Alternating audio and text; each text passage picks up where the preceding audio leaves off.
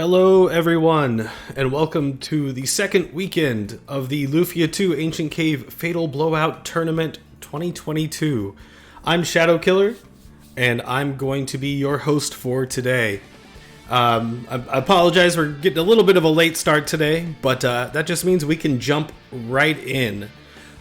So, real quick, I am going to go over how this tournament works. If you're familiar with the Ancient Cave tournament, in the past, we've made a few changes, and I just want to make sure everybody's up to speed. So first off, in the past, we've just had runners run on any seed they wanted, but this year, we are going to have all the runners run on the same seed. We're using a de-randomized program, which basically keeps the RNG the same for all the runners. So they're going to be encountering the same chests, the same enemies, the same floor layouts. That being said, the RNG within that can be different, meaning the enemy setups in the battles can be different, the enemy drop rates can be different. So there is still some randomness to how this is all going to work. Title says Final Fantasy. It doesn't on my end, so I don't know why it would say that on your end. Let me see what it says. No, still says it on mine. Okay, so hopefully you just need to refresh for that. Okay, let's see. Racers will have a 2-hour time limit. So from go, they'll have 2 hours to make it down to the bottom of the cave. Runners must choose their team and make a team makeup and capsule monster before. The runners will be getting certain points for certain team setups and capsule monsters, so we just want our scorekeepers to have that in advance. The runners must engage the Master Jelly, the final boss of the cave, before the 2-hour mark. If they don't get to the Jelly and engage the fight before the 2-hour mark, they won't get points for beating the Jelly or anything like that. The winner of the race will move on to the finals, and the second place scorer will be put into the wild card round right before the finals next weekend. And in case of a tie, the first runner to floor 99, the deepest in the cave, or the first to kill the Jelly, will be the winner. All right, that was a little quick rundown. If at any point during this you need to take a look at the rules or how the runners will be earning points, there's a command. You can type !points, which will bring up a link, and you'll be able to see how this all works. All right, so moving on to how the runners are going to be earning points. So by completing certain tasks or, taking certain risks, the runners can earn extra points, and the runner with the most points at the end of the race, like I said, will be declared the winner. So very quickly, if they decide to run just 3 party members rather than the standard 4, they will be given 15 points. If they don't include Guy in the party, that's 5 points. If they don't include Artie in the party, it's 10 points. If they choose to include Tia or Salon in the party, rather than the standard Decker, Guy, Maxim, Artie party, that was fun to say, they'll get an extra 5 points. Choosing Lexus, Y, would be 10 extra points. If they use Gels or Blaze for their capsule monster, that's 5 points. Gusto is 10 points. If they reach M form, which is the final form of the capsule monster, they're going to get an extra 10 points. So this one's interesting. If they decide to drop the 10 potions you're given at the start of the cave, immediately on entering the cave, they're going to get 10 extra points. So basically, they're going in with nothing at that point, not even one single heal. If they find a Cancer Rock, it's 5 points. A Hedora Rock, 5 points. Gorgon Rock, 5 points. And if they find all 3 of those, it's an extra 5 points for a total of 20 points. If they find an Earth, Thundo, Flame Jewel, or Gorgon Rock, they're going to get 10 points. This one's a fun one because we actually had this happen, which is exciting. If they find a Gades Blade and immediately feed it to the capsule monster, it's 15 points. Obviously, if you're familiar with the game, especially the Ancient Cave, the Gades Blade is a great tool to defeat the Jelly. Now, we want to make this as hard on the runners, but also as fun to watch. So if they want to take that risk and they still think they can get a kill, that's an extra easy 15 points. Fully clear basement 42 of the Ancient Cave. That's kill all enemies, open all chests.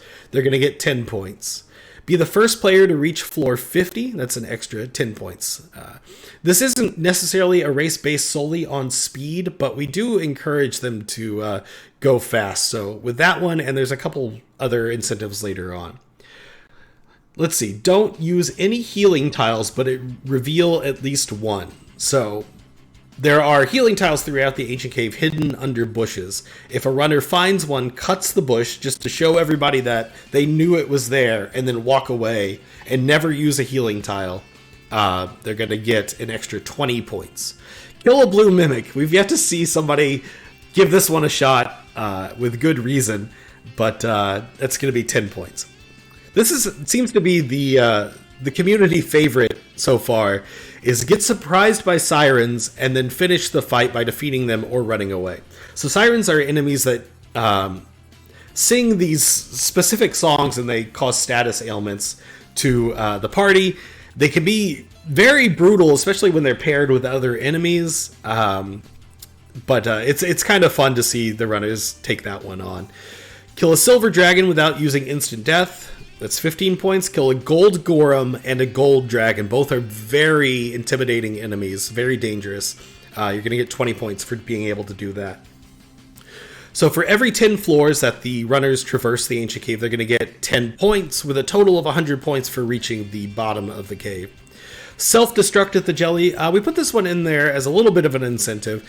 If a runner is able to reach the jelly but doesn't think they're going to be able to defeat them, the game treats beating the jelly and getting your party wiped at the jelly as the same. The jelly doesn't actually attack or anything, so you actually have to attack yourself. So if a runner is able to do that, they're going to get an extra 10 points. Defeat the jelly before the 2-hour mark. That's 10 extra points. And 5 points per every 10 minutes before the 2-hour mark. Meaning if they beat it before the hour 50 mark, they're going to get an extra 5 points. Hour 40 mark, an extra 5 points, etc. Defeat the jelly using a 3-member team.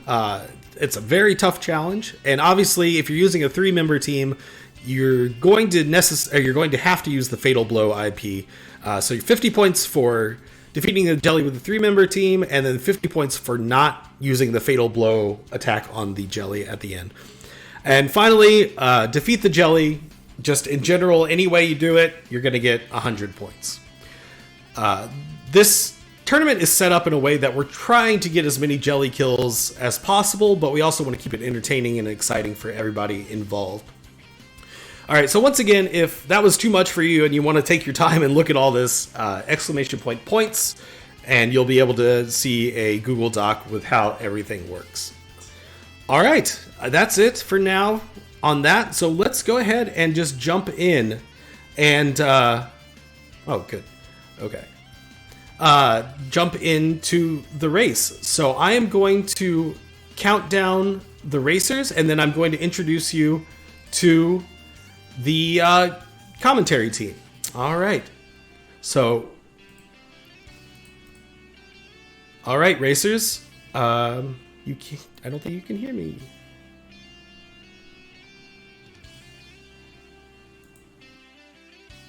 All right.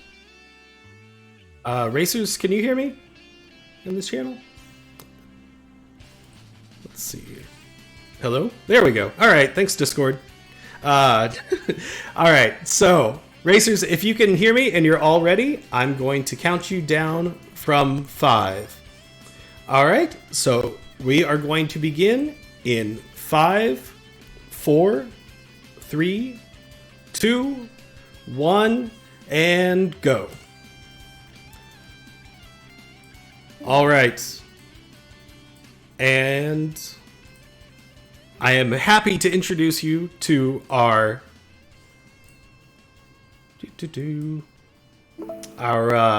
commentary team of Mike 34 and Real Critical. Fellas, if you're ready, take it away. Yeah, thanks, Shadow, and thanks for the introduction.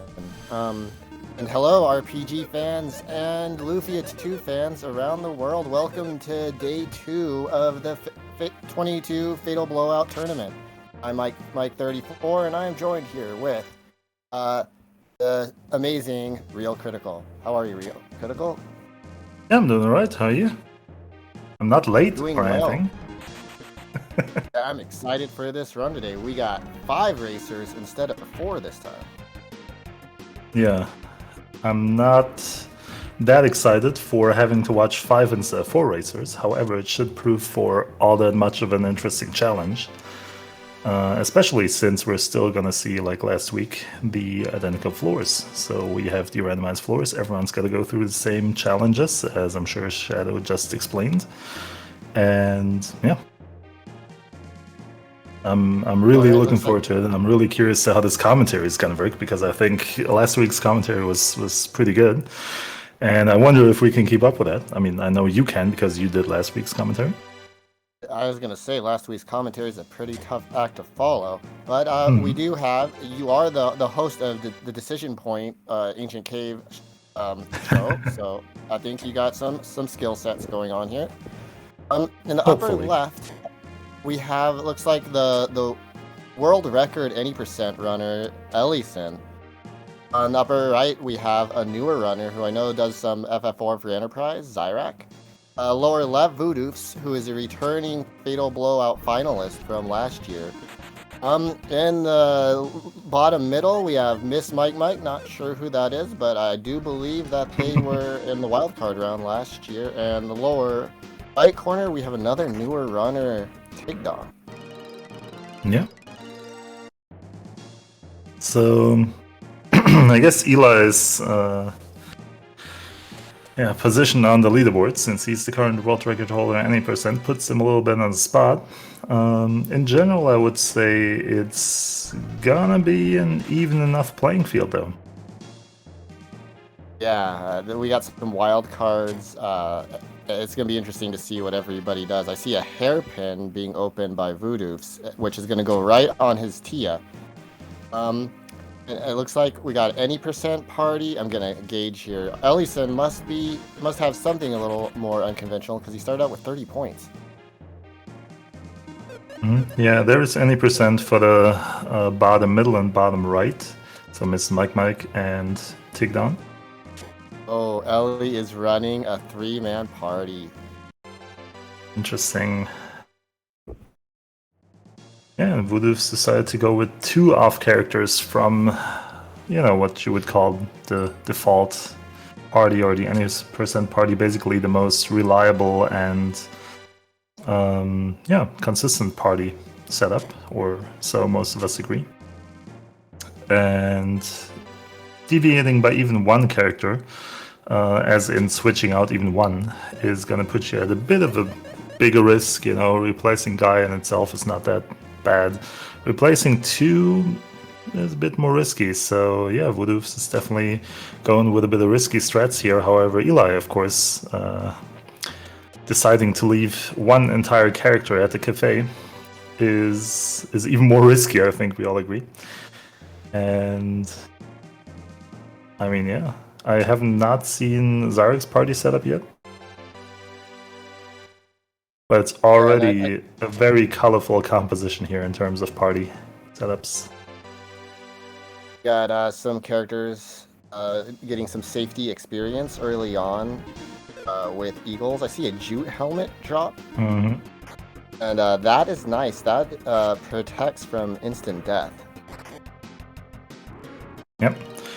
That's definitely one of the more obscure things to know. I would say that if you're a starting out runner or someone who just played the game casually, you might not even know what it does, because the game never explains it to you.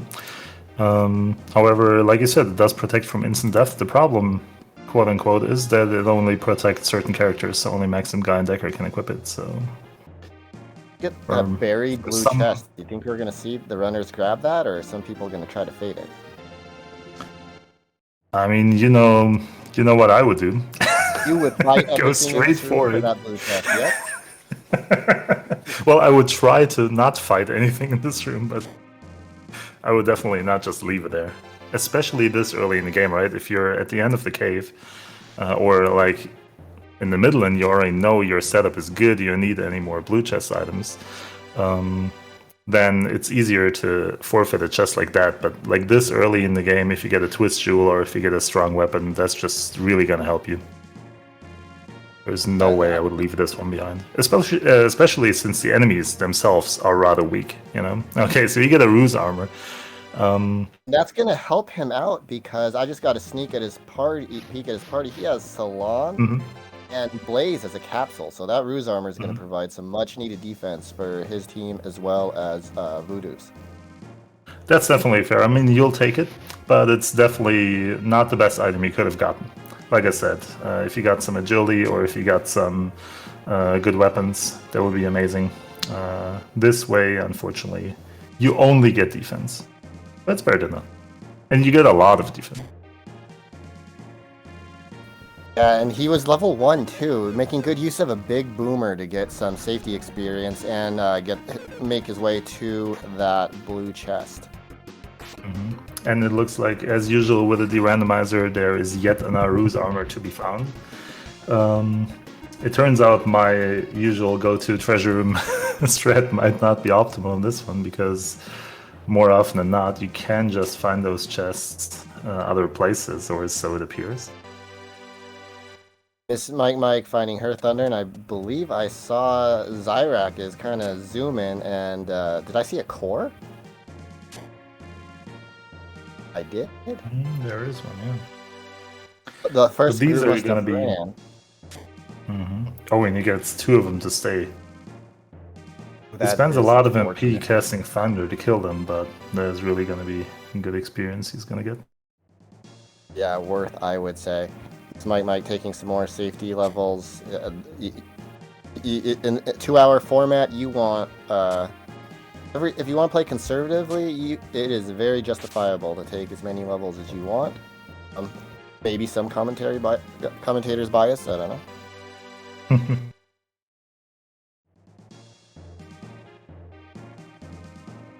Oh yeah, as Chico points out, Jute Helmet protects from instant death and confusion. That, of course, is correct. And that could be really handy given the point incentive on floors 52 through 54 when we're hearing siren songs and getting stun locked, right? Yeah, I mean, you would just hate to be caught by those for a couple of minutes now, would you? I've never seen it, but I heard it can happen. Oh, it definitely can, trust me.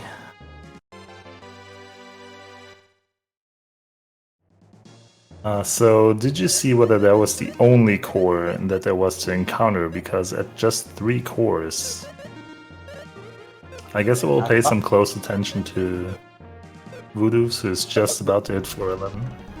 Some more cores on Zyrak's screen, so it looks like there'll be more than one chance. Okay. See everybody manipulating these mimics pretty well. Oh, Miss Mike might be taking them, but doesn't get the 50-50, so running.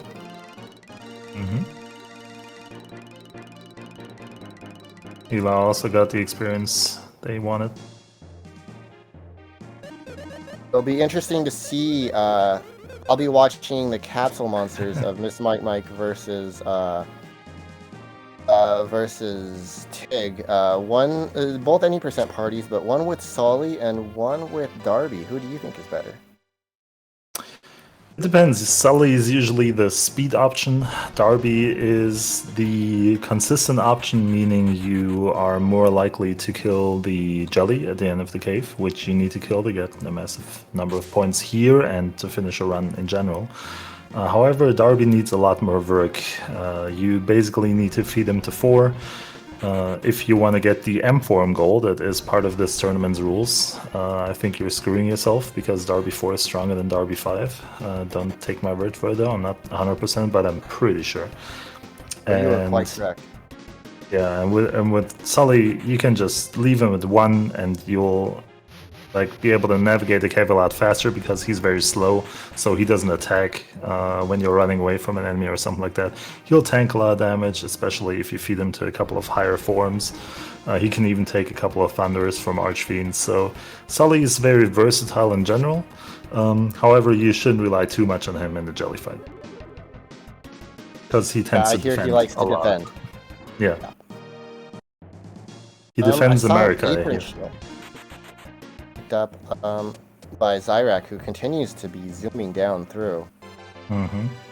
Yeah, there is a lot of difference in speed from these runners here, at even this early stage. Yeah, and the point incentives, they really incentivize either method because if you go slower, you can maybe do some things like fight blue mimics because you have a lot of levels. If you go faster, you get extra points every, I believe it's 10 minutes. You beat the jelly starting at an hour 50. Hmm. Jelly happily takes a core for his 3-man party. So, going back to the different speeds that runners are going at, I'm wondering whether there's necessarily a good decision. What would you say in general and perhaps towards this situation specifically, if you have any thoughts? I'm sorry, RC. I was watching this amazing treasure room. Yeah. For Zyrex. There's wispies everywhere. Oh, just one wispy, but he only pretty injured. You might want to not do the RC healing strats right now and heal up before. Oh, he did not. It's 2 cores. And to answer your question, I prefer. Oh, so he did what I did last week. Miss Might getting a core. Moved to the right, misinputted right in the doorway, and lost the offset movement with the Wispies. They're just physically attacking Decker, doing 0 damage with that apron shield. Okay, there's some flashes, and that's gonna drop a couple characters. This could be a little risky. Yeah. I think Decker's okay.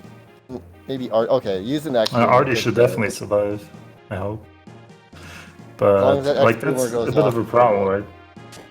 Normally, I mean, in a regular run, you're just gonna reset, right?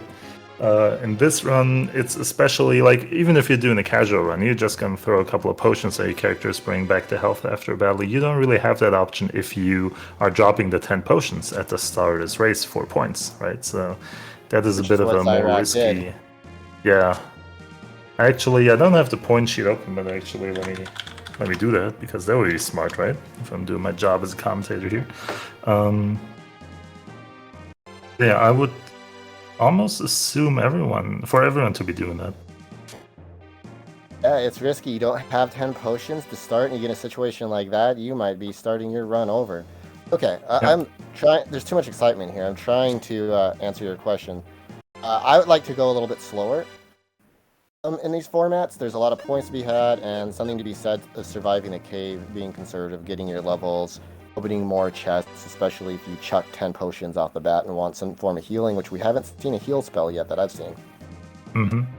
Yeah, I haven't seen it either. I've seen a couple of like high potions or something like that, but I don't think the devs of this tournament want people to heal, because there's another point incentive, a large one, to skip all the healing tiles. Yeah, in general, the statement that they gave us as runners is that they want more people to get to the jelly and get kills. And these healing goals seem kind of contradictory, but another way to think about it is if you are dropping your 10 starting potions, there's floors where you ordinarily wouldn't always open, such as the first 4 or 10 to 14, which in a D-rando can also mean you're gonna miss some chests. So by picking up additional potions, you have an additional incentive to open those chests, and by that logic, you might find some items that you otherwise wouldn't. Oh, there is a Deadly Rod for Zyrex. And Destroy for Voodoo, so we do see a couple of deadly options here, or instant kill options, I should say. That Deadly Rod will be very good for all of our runners. 80% chance, allegedly, to defeat an enemy. Allegedly. Doesn't work on some people say 50%, I don't know. Well, they're wrong. There have been clinical tests. Don't spread any rumors. I'm just telling you what I've heard from the people. I gotcha. Right, more cores. Oh, Darby with a critical hit on the cores. Love to see that. I might be a Darby fan, or maybe a Miss Might fan, one of the two. I mean, yeah, you can't be blamed for that. But once I would not blame a commentator for picking sides, but actually, personally, all these runners are a lot of my favorite people in here. It's there can only be 2 winners, and I'm rooting for 5.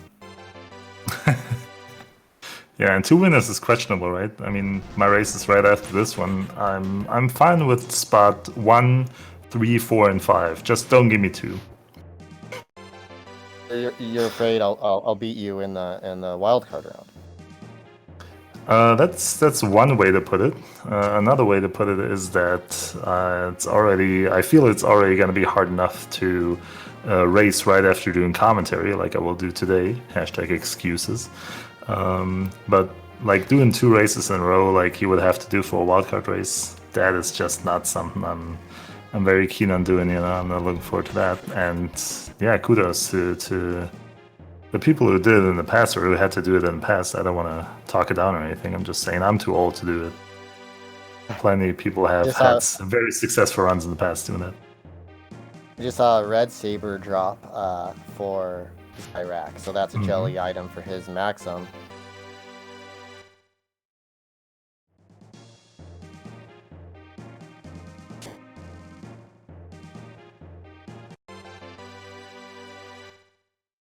Crystal Shield. So a lot of defense gear here, definitely, with the Roots Armor Christ Shield and Apron Shield. Yeah, those Tias and Salons are going to be very defensively set up.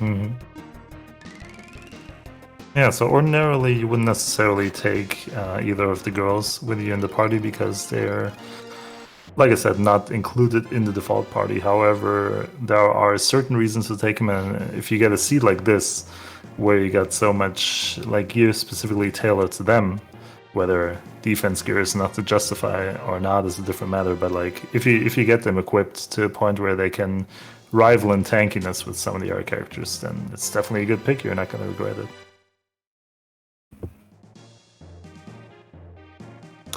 There are a lot of... Yeah, I was about to say, and there's Decablade for Voodoo. And for Miss Mike at the same time. I missed whether any of the other runners got there first. No, we have that, but... I didn't see other runners pick that up. Yeah, it's so close to chess, it's probably going to be picked up by everyone, because it's right above it. Yeah, if so, we could have missed it if Zyrak. Yeah, Eli and Zyrak are way past that point. Our runners have kind of a dearth of heals. I'm reading in chat, Zyrak missed it. Yeah. Okay, I did not see that first Decker Blade. Oh yeah, Zyrak. Yeah. Hopefully there's another Decker Blade in the seed. Yeah, I mean...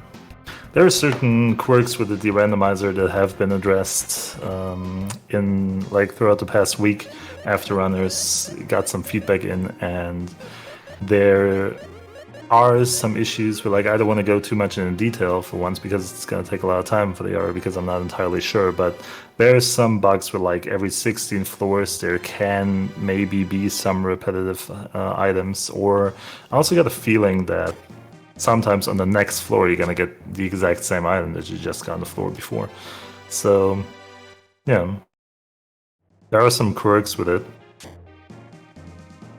We're seeing it looks like we're, at least in the early game, going to be doing a resource management game. People trying to not get encounters, preserve their HP. There's a deadly sword for Zyrak.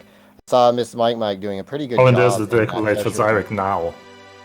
So there is another one on floor 23. Wow. So yeah. Saw a pretty good job of Miss Mike there in that treasure room. Just getting one encounter, dealing with it with Fry, taking the Decker Blade and moving on. It looks like every runner then has our Decker Blade now. I have not seen it for Tigdon, yeah. But that doesn't... I mean, it's really easy to miss something like this. I'm trying to follow the chat as good as I can, and next to following these 5 screens. We'll see if we see the snake trick today. We got a 3-tile vertical hallway with a lizard and a snake. See if we can see anyone fully avoid that snake. I don't think you can. Like, if you're talking about without an encounter, that would be possible Oh, for because the Earth Vipers. this is a horizontal moving snake, not vertical, right? Mm-hmm. Okay. Yeah, exactly.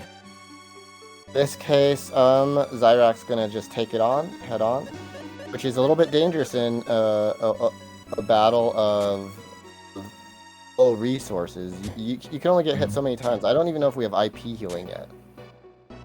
Yeah, Tick Down, just to complete that cycle, also just got his Deco Blade, so yeah. Now all the runners are in possession of the most valuable item for the jelly fight, arguably. There's yet As well as blue chest. deadlies and defensive gear. Oh, and there is a Gades Blade for Zyrax. Oh, that's so interesting. Let's see who feeds it and who throws it. He does look like he's gonna be straight defeating it. There you go. Possibly influenced by last week's second race, where runners found another Gades Blade right after. And yeah, we'll see whether that's gonna. Well, right after, like 16 floors afterwards, right? Yeah. I'm gonna point out that you get 15 points for feeding your Gades Blade, but you have a capsule at 4. You can't switch capsules. You can't feed a Gades Blade. May or may not lead to tragedy. Yeah, it's true. That is what cost you a spot in the finals and put you in the wildcard round. That was very tragic. I mean, you know. Oh, that was me that happened to? It was. I'm sorry to remind you. Hey, we got Blaze quickly fed up to Form 2. He's a pretty good boy. And... You know, if you get a charm fruit from the fish, not only do you get 10 points, but you have a chance at Inferno, which is one of my favorite skills. You have to learn it. It's a great M-form skill for Blaze, as he is a Phoenix. Look at all these bees! Oh, a fun room right here. The movement puzzle with no resources. Oh, whoever picked this seed was not very nice. Yeah, for the only somewhat introduced to this game, there's a lot of movement strats you can do to avoid some enemies, and of course we know how bees move. Actually, it's been known for a long time. However, their movement includes a lot of RNG, and they move not always, but they move at like different speeds. And even though I assume all the runners know how to handle them or how to avoid their movement in general, it doesn't always work out, no matter if you move perfectly or not. So Zyrax is. Only has Decker alive at this point. Is struggling a little bit for survival here, as far as I can tell. But at the same time, I'm not aware of their resources. I've only seen like 1 miracle and maybe 1 or 2 regains. No more than 3 total revives up so far. Oh, 4 treasure rooms. Oh, so it looks like we got all the items you need to beat the jelly. Oh, there's Valor. Oh, such good timing. Yeah. Can he even revive anyone? Let's check out the items. That room that Zyrak is in right now, that has 1 giant misstep, or at least I would call that, which is going straight left from where you start. Because you'll be finding yourself in a battle with Evil Fish, and that will be before you find Valor, your healing spell. So I hope no one will do that move. I just saw Zyrak enter the floor and like pause for a second. I'm like, oh, don't do it. And he's gonna want a miracle or a regain or even a stone plate or iron plate as soon as possible, because even though he has Valor, he can't cast it, so he's sitting with just Decker right now. Pretty intense. Yep. There is a red saber for takedown. Mike in a treasure room as well loses her Maxim. I like that she has Maxim in the front. She's just gonna floor tank and help us conserve some resources. Nicely avoiding any encounter there. That was some pretty good movement to get avoid encounters, and we're gonna have all those swords blocking the door. Every fight right now is a challenge for our runners because they don't have healing until they get to that Valor. Yeah, it seems that way. So there have been a couple of potions, but until you have a healing spell, I feel you gotta be really, I don't know, very careful about not losing any of your party members, because once they start dropping, all the AoE effects from enemies or well, the magic ones anyway, are gonna hurt all that much more. And yeah, Decker is much better tank with some additional pillows to the side of him. Already had a very unfortunate timing miss deadly attack, resulting in quite a lot of damage taken. We still have, unless we go around the far left of that room, are going to have to deal with 2 sword encounters. Because we don't Voodoo have is already at a spot. way of healing. Yeah, this Voodoo is at a spot I really do not want to be in. He's right in the middle of all those enemies. And I'm not blaming him for getting there. I'm sure he had good reasons for it. But man, is he going to be happy to be out of it again? Yeah, it's a pretty tough early game for the runners. Lots of treasure rooms. Oh, I'm looking at Zyrak taking... Well, it's gonna be fatal damage. There's no escaping this one. There's nothing you could have done there, unfortunately. So yeah, that is the first death in, I feel, a relatively tough seed as opposed to what we've seen last week. You know, we're only 27 minutes. We know we have stuff. We got Gades Blades, Decker Blades, we got Deadlies, and even Valor if you can survive to it. So, you have everything. Red Saber. I mean, you pretty much have everything you need for a kill. Thunder, available to you by 425. So if you die and know where those things are, you could enter in and really zoom down. Unless the whole seed is full of treasure rooms. So it hasn't explicitly been mentioned by us. So Eli also fed the Decker Blade he was picking up. The Gades Blade, I'm sorry, of course not the Decker Blade. Although he has multiple at this point. So of course with a 3-character party, if you already have a Decker Blade, you're not really looking for a Gades Blade because you would have to choose either one of those to equip, and obviously you want the Decker Blade. So for him it's not really a tough decision. Unless he was thinking about maybe going for a Decker Bladeless kill, which is plus 50 points, but that's really tough with this specific party. Yeah, I mean, with a 3-character party, you already get your 50 points for just getting a kill with 3 characters, right? If you really want to go for it and get a kill with a Gades Blade, I don't know. 100 points. Yeah, you don't do that. I mean, sure, if you can pull it off. I just don't see it happen. He already has the world record. Does he really need to be that legendary? Oh, excuse me. He just fed the Gades Blade. So yeah, he did enter the feeding screen to feed it. He opened the feeding screen right after picking up the Gades Blade. He just decided to feed some other items before that. So yeah, he's gonna get the point. Perfect. All right, another movement puzzle. 2 of them right now. We got Ellie with the bees and Miss Mike with the snake and the lizard.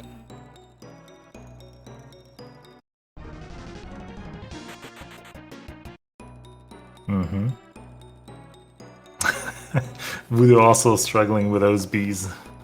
Yeah. Eli's in the same room now.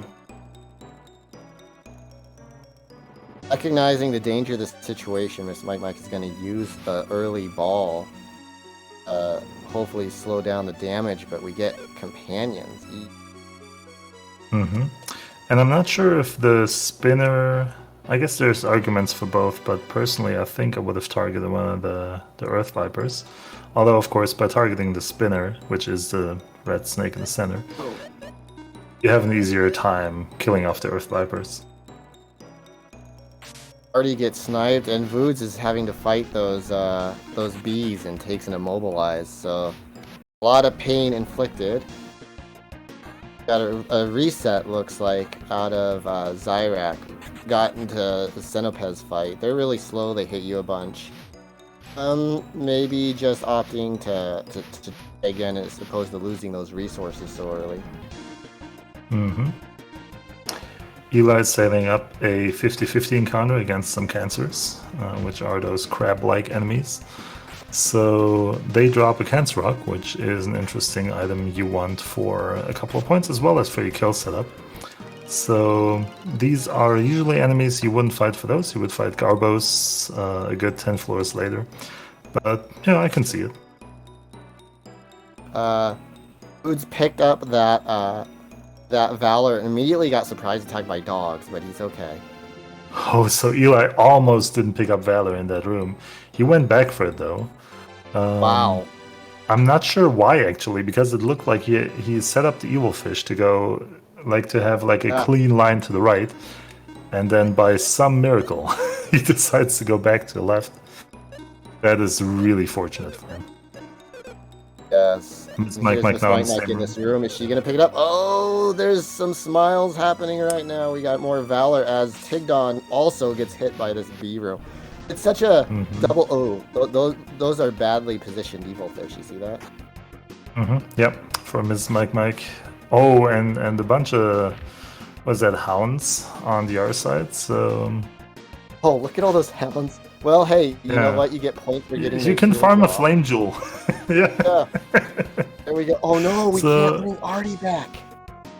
Okay, she has no revives either, so she's in a similar position to what we had earlier with Zyrak. No heal with Valor. You got to pick a side, and you don't have healing. Do we have any IP going on? Yeah, this is a tough situation. And Voodoo is basically in the same spot. Tigdon about to enter the same situation. I believe on Zyrak, I don't exactly remember, but I believe the right exit was the one that Zyrak take, and that led to the stairs. Am I correct in that? So not only are we seeing a lot of people who are struggling with this current treasure room, which is everyone but Zyrak right now, isn't it? Yeah. Yeah, it's really brutal. They're all going the wrong way. Oh no. Yeah, like you saw by the way Darby using his Transmaker ability to put all the enemies to get all the enemies crowd controlled. That helped get through one fight, but I mean we got a lot of fights here for Miss Mike and no way to revive. I'm just reading in chat that stairs are not on the right side, so they have to be on the left. So maybe I stand corrected. Yeah, that would be good for all those. Like I said, that the right way, but a high roll on Decker, and that is a white. But again, we're only at 33 minutes, and the runners know where everything is at. This is first you get a Gades blade, but are also greeted with a bunch of bees to get by that are right by your stairs in a small room. Then you get Valor, but a bunch of evil fish and dogs everywhere, and very likely not having a chance to revive. So this is a pretty interesting seed. All the stuff you need, but also all the enemies there to kill you. Yeah. I'm sure the runners don't see that way, you know. You would not be happy about this opportunity to be farming hounds. No matter from what perspective. It could help the runners if they want to fight Blue Mimics later, if they have all the levels from fighting through this room, as Ellie just did.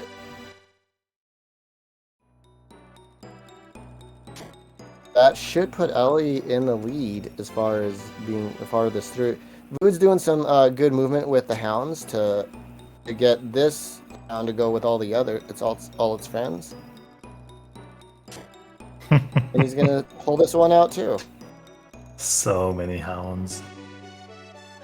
At this point, so I think Voodoo has not been on the right side, right? So he goes all in on the left side. He really hopes the stairs there, which they are, okay. But you have to see it from the runner's perspective, right? If you end up having to go to the other side, you're just in a terrible spot where you suddenly have to kill like 3 more of those, at the very least. I really like what he did. He moved the first hound to the upper left corner, so that there was a bush to the right. So as you move left, they all try to move away from you, but they get stuck on that bush. So if that's the wrong way, you don't have to move him out or fight him again. You just have to deal with those evil fish. Mm-hmm. Yep. There was some talk in chat about there being a lot of death here and a lot of general misery.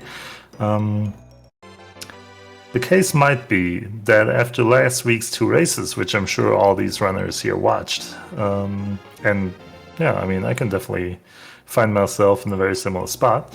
You got the idea that seeds were reasonably, I don't want to say easy to run, but gave you a lot of resources to work with, and you generally don't need to worry about stuff like healing or, getting a way to get through the cave. So runners might have been a bit more on the risky side than they ordinarily would have been for a tournament. I don't want to say that they went like devil may care, but yeah, maybe they weren't as much on their toes as this particular seat would have required. I saw blue mimics blocking. Oh, okay. There were blue mimics in front of a door, but it was not the critical path. Mm-hmm. I'm seeing a treasure room at Voodoo's screen right now, which has a couple of blue mimics, and while they're not blocking the path, they're blocking the path enough. So, yeah. You basically have to go a very specific path not to encounter any of them. Last week we saw some really good runners destroyed by the cave. There were more blue mimics. Amazing. Look at this treasure. Okay, you can actually avoid all of them, but you have to like take a certain circle, snake path. This is amazing. Yeah, you can avoid them. And I mean, there is a Medusa at the end of the room, and you have this very cool. Oh, he doesn't use it. I was gonna say he has that amazing formation at the top of the room where you can get the Medusa stuck in, which, yeah, I think would created with the same room. I could only. But either way, I think he's gonna be fun. Mm-hmm. Whoever vetted the seed must have just been crying tears of joy when they saw this room. Yeah, I mean, there is speculation right now of whether that was just malicious intent or something like that. And I'm sure whoever played that seed, like test played that seed, all these states the test played, right? For those in chat not aware. Whoever played this seed must have been either lucky or, fortunate enough to not encounter any of these problems, or thought of them to be interesting challenges. Either way of those might be true, and yeah. I feel like whoever's running this, kind of vetting this, is kind of hoping for, okay, give the early kill and now just test the runners over and over and over. Yeah, maybe that's the case. Oh, I don't like that doesn't bode well for round 4, does it? Oh yeah, there are runners that are playing later today, and yeah, who just took encounter with 4 blue mimics. I don't think he meant to do that. But Tia is so stacked. Oh, she still died. I was trying to talk about. Yeah, and he possibly tried to avoid that troll and gambled on there maybe just being 1 blue mimic, and he could snipe it for points or something like that. He did make it to the next floor, however, at what cost? Now, that fight that he just got in was less scary than it usually would be with just Decker alive, because normally they can just perish you and you have a 25% chance to die, but we know there's a jute helmet in the seed. So that jute helmet buying a little bit of safety. Miss Mike taking out some frustrations on the early death by obliterating 4 mimics with a thunder spell.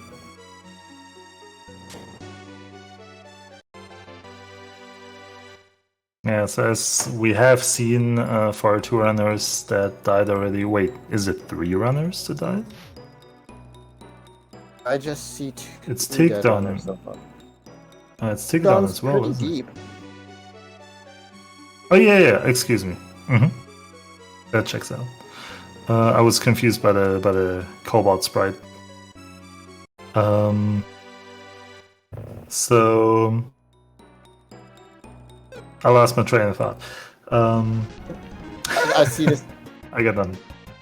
This time, Miss Mike did not drop the potion. She's like, okay, I've seen what the seed has in it. I want to heal. There is Give me precedent those for that, potions. actually. So Eve did that last week, and she did not lose her points for not dropping the potion. So I'm imagining that that goal just means you have to drop it at least once, and on consecutive runs, it does not matter. Miss Mike Are we saving the also day again? retains her points. RB beat a blue core, and Voods is also getting a blue core. So there's some much needed levels, especially for Ellison running that 3-man party. You gotta only have 3 people with your damage distribution, and one of your front row characters is Maxim, so we're squishy. Keeper and shield and the jute helmet help, but you're still pretty squishy. Another blue core for Voodoo's. Must be feeling pretty happy about that. Zyrak about to pick up a Decker Blade. Yeah. So Miss Mike is currently in the treasure room with a ruse armor in it. I missed whether she already went in the treasure room in the first attempt. However, I can imagine that the runners who took a death now, which are Miss Mike and Zyrak, are maybe running it a bit more cautiously now, thinking that they must have missed something. Those would have been my thoughts as a runner, you know?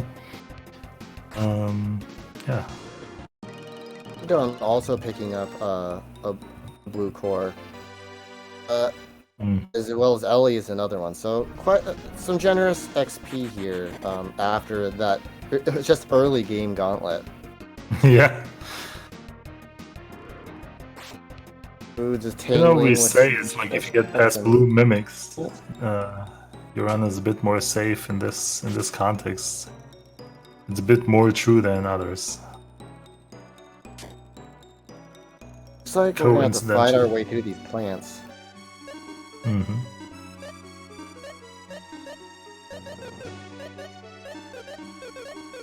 Oh, and I did see that Voods has Gusto as a capsule, so Voodoo's team is very nerfed.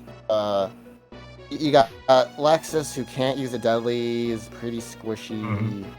Doesn't have many jelly items. You have Tia, who isn't as fast as Artie, can't use Zap or Thunder. Although the seed is pretty nice for defensive gear for her. And then you have Gusto, who I'm going to continue to not be a fan of. He's super fast, takes a bunch of time, doesn't do much damage. In M form, he's okay. We saw last week with Travatox. So a lot of nerfed damage and tanking abilities with Voodoo's team. But you're point incentivized for it.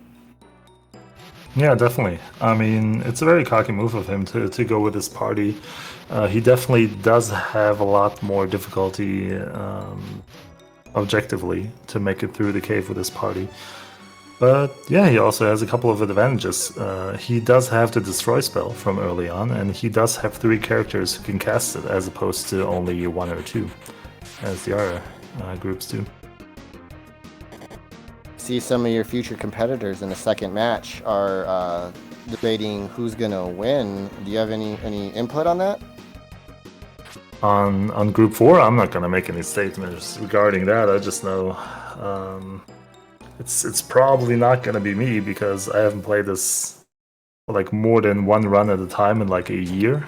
So, yep. Being humble, I like it.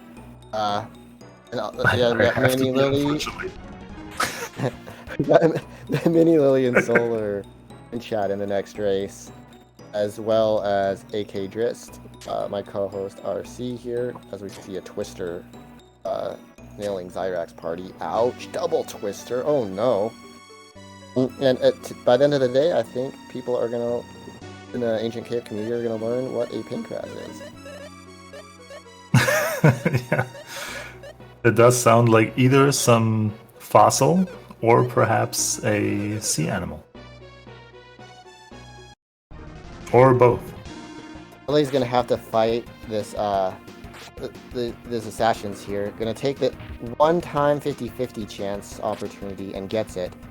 It looks like Zyrak doesn't. One advantage you have with this flag setup is, as you see a treasure room, you know the way to go, but I don't think you remember the way to go because you checked the right-hand side of the room unless you're just nipping movement here. Okay, and does a good job by getting through it there. That was pretty neat.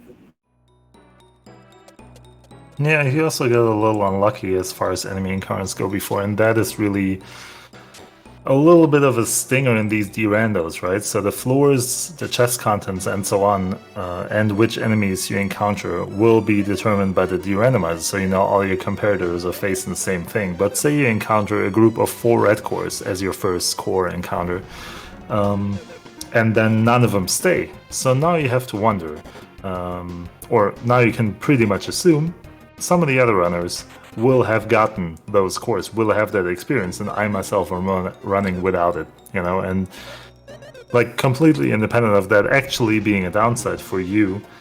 It is also a bit of a, how do I want to put this? I don't want to say mind game because you're kind of mind gaming yourself, but you know, I'm missing the vocabulary for what I'm talking about. You might know what I'm talking about. Yeah. There's a lot of stuff going on.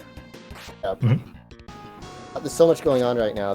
We're fighting some cores with a couple of our runners. I mean, Garbos and Mizamite's going after cores, and Ellie had 2 encounters with these assassins.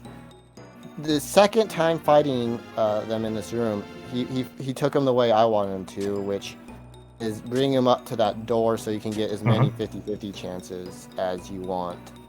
As you need, yeah. Yeah, exactly. Whereas in the first encounter, is a one-shot. Fortunately, he got it. So Eli just picked up Zap, which is a real asset for his run, since he only has 3 characters, and he now picked up the strongest damage spell, which is going to help him against a number of enemies in the cave, as well as the jellyfish in the end. And all of our runners are going to be able to utilize that, except for Vooz. And all of the runners, except for Voodoo, are still looking for a Cancer Rock, including Eli, who now, did not get it in this fight. Yeah, they've been really hard to come by in this tournament so far. I didn't see many last week, and we're seeing a lot of crabs get beat. Just not a lot of points from it. A lot of Cancer Rocks, which are worth 5 points and also are good against the jelly. Ellie, unfortunately, getting surprise attacked by the Garbos, but they don't do much damage, and he's level 24, so we're not worried about Garbos hitting us at the moment. Zyrak is dealing with his bees once again. And notably, Voodoo just picked up Stronger, which is a way cheaper healing spell than Valor otherwise would be. I noticed even with Valor, I'm seeing IP heals, which suggests to me that we are not finding much for magic restoratives either, so the gauntlet continues. Hey, here's Valor, guys. Haha, you have no MP unless... I know what you mentioned. Unless you have one of the ladies who can use the Ruse Armor IP to fully restore your MP. Interesting. Yeah, and you would have to know that too, right? I mean, the amount of people who are proficient enough with Ruse Armor can probably be counted up on a couple of hands. So I totally would not blame you if you didn't know that. How do you know that? This guy has this website, AC Ref, and you can go there and see what all the item descriptions do. Oh, you know, when I saw the Ruse Armor get dropped earlier, I went to AC Ref. I see. And check it out, yeah. Ref.ancientcave.net, yeah. Yeah. Oh, yeah, that's that URL. Thank you. Let's be more aware of it than me.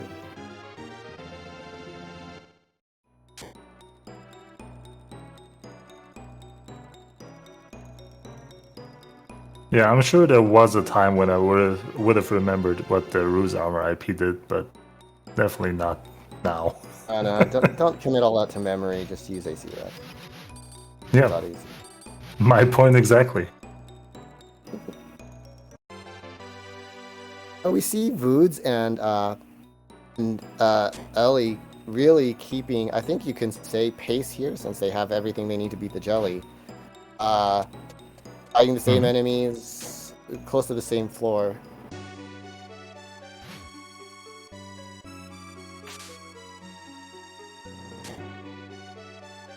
And Zyrak is back in that gauntlet treasure room where you find the Valor that you most likely can't use more than once or twice. Right about now, you're regretting every Thundercast you've had this entire run. Oh, and we just got full encounter with cancers. Not great. Mm-hmm. See that we found Valor and didn't heal, which means we don't have the MP, most likely. Salon hanging on with 3 HP. He doesn't want to lose that Salon and isn't going to. Okay. Yeah, now that you mentioned Thunder. Oh, go ahead. You're Miss Mike right now finding that X potion. You're just holding on to it. It's your favorite item in the whole cave. Not high potion is like mana. I like those seeds ordinarily, where you have to hold on to dear life and try to survive somehow. However, as I said before, the de-randomizer is a different animal. You will know that your competitors, or at the very least you will think that your competitors did not suffer the same fate that you did. So, yeah. That does not exactly help. Who's showing off a little bit of enemy knowledge right now. Casting Thunder, the weakness, to these Gorums. Mm-hmm. We see an unfortunate wipe there for Zyrak. Cave is just taking lives today. Mm-hmm.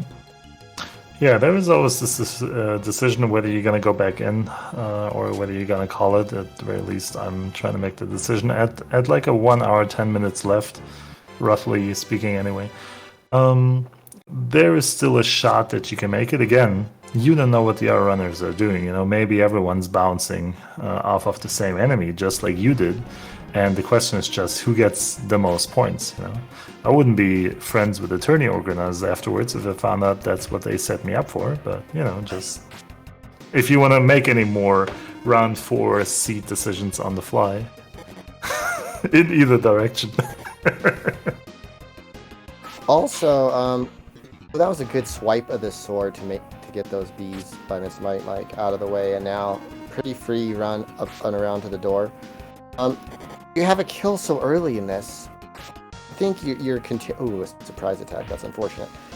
If you can get everything you need and just run down the cave, you might just want to do that. I mean, I wouldn't be giving up with 45 minutes left, even though that's world record pace. If you know what's there, you just run what you need and then just zoom down. Mm-hmm. Yeah, and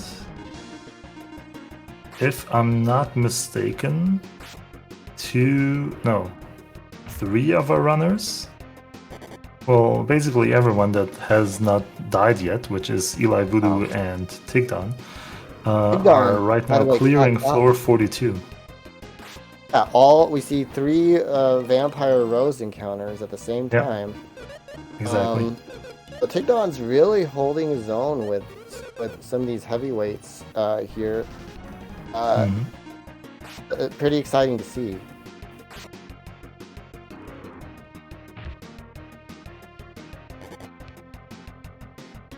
Yeah, so floor 42, I did not see whether there were any green cores at all.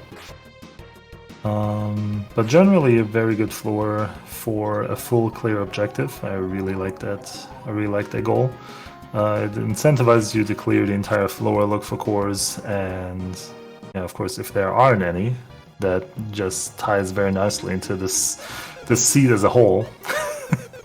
But you're not going to be you're not going to be too unhappy to explore this floor. That's what I'm trying to say. Just saw a low-key, really good drop in the Flying Blow. Flying Blow, there's quite a few monsters in later game that are dangerous, and also that you're incentivized to fight that are weak to the flying, I guess, element of the weapon. This might getting through another gauntlet treasure room. Good job. And like, there's point incentive no one has taken yet to fight the silver dragon, which you can see in this really nice artwork on the side. Is that Rocket that did that? The silver cat, yeah. Yeah, silver cat on the dragon's body. Very nice. Cats never killed anyone. Don't usually have the cats never kill anyone. We haven't seen anyone try to beat them without the use of a deadly, but I believe that they're weak to flying, and that Flying Blow IP is pretty powerful. Mm-hmm. Yes, also definitely shout out to Rocket for the artwork.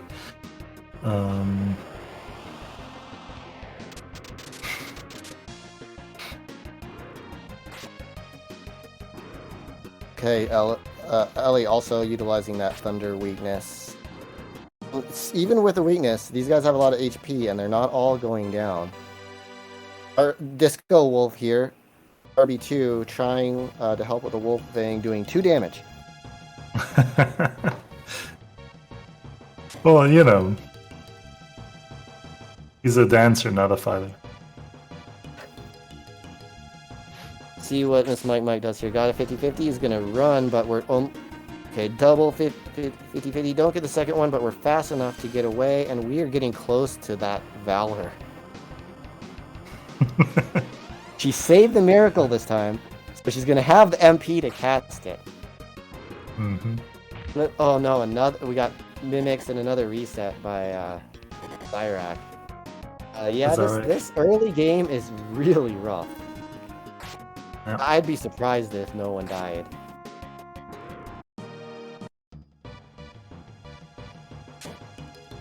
Yeah, it's true. Ellie's doing really good. Tigdon's doing really good. Voods, the runners are doing what they can with what they have. And in total, we have Ellie and Voods in exact tie. Mm-hmm.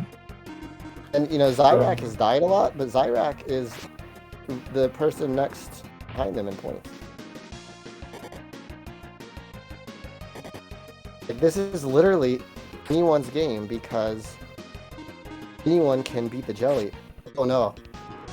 This Mike is going what is the wrong way. The opposite of what I was saying before. Now that we know the stairs are on the left, as opposed to what I was saying earlier, we now are watching Mrs. Mike go in the wrong way. She's not going to be happy about that, right? You're thinking you're fooling all these hounds. Yeah.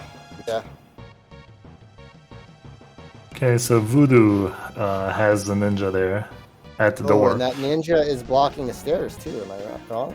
Yep, Oh, the stairs are up there. He tried to move left and right, however that only works on a door that's on the top of a room, not on the bottom of a room as it is here, from the perspective of the ninja. So, yeah, he's gonna have to fight them without the chance of a surprise attack. Open with guillotine, that is rude. And I just saw Tigdon get a green core. I'm not at all, up to date or up to speed with how the runners are doing experience-wise. I just saw Eli on level 26, so I would assume he also got a green core too. I do want to wish these ninjas good luck on killing anyone named Decker or Tia, because Decker has a jute helmet, apron shield, and other defensive gear, and that Tia is stacked. So not even guillotine could beat Decker.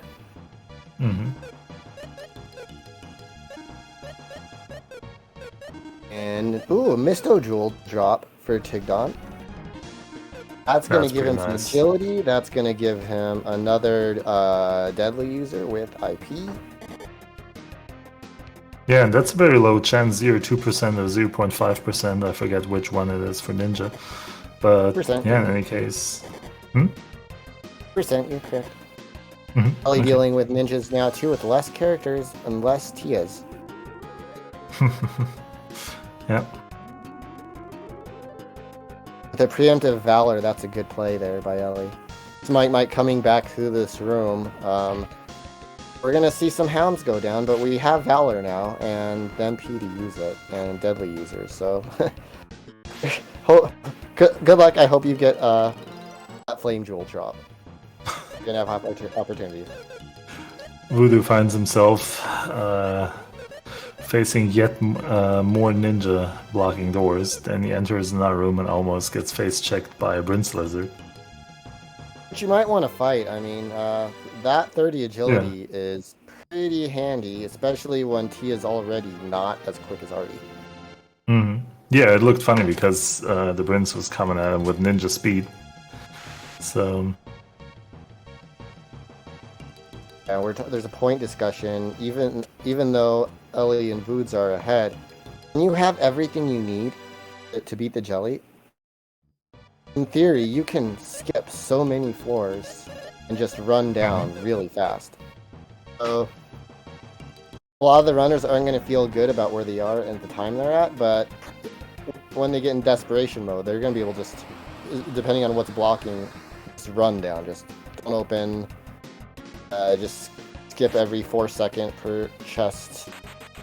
Open on the way down, even skip whatever might normally fight for points or drops and get to the bottom and maybe get a jelly kill in advance. Yeah, you can, but whether there's a wise decision or not is a different story, right? Because you only get 5 points for every 10 minutes you finish early, so I would personally say you're wiser to use the time you have, because if you pick up even a single 5-point objective in the time, you basically got the equivalent of 10 minutes finishing earlier, which, yeah, has proven in past tournaments to be suboptimal. Yeah, Decker we'll must see be how it easy is playing, but Decker hitting a Bryn's Lizard for over 500 damage, that must be due to a flying blow. And what I was referring, I agree with your philosophy. Some people like to go fast in these tournaments. I like to be a little more slower and conservative. I was talking about the runners that have died and might feel behind. They can run pretty fast through.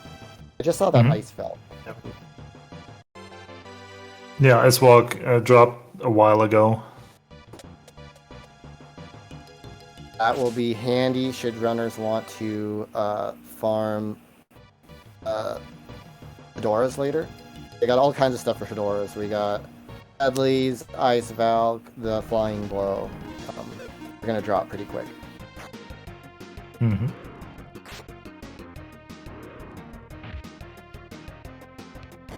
Oh, and we have Tigdon about to feed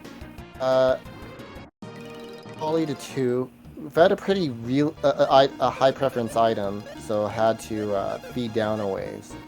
Get that last bar, so we burned through quite a few items, but got there. Yep. So Eli is on floor 48. There is a goal or an incentive that rewards you for reaching floor 50 at first, as the first runner. And I believe that would be either Eli or Voodoo. They're both now on floor 49. So if Voodoo finds the first... Oh, never mind. Eli just entered first. The stairs first is the first one to floor 50. Alright, and those are points he's gonna want. Because if he is running a 3-man party of Decker, and Maxim right now, he'd feel really good about his kill chances.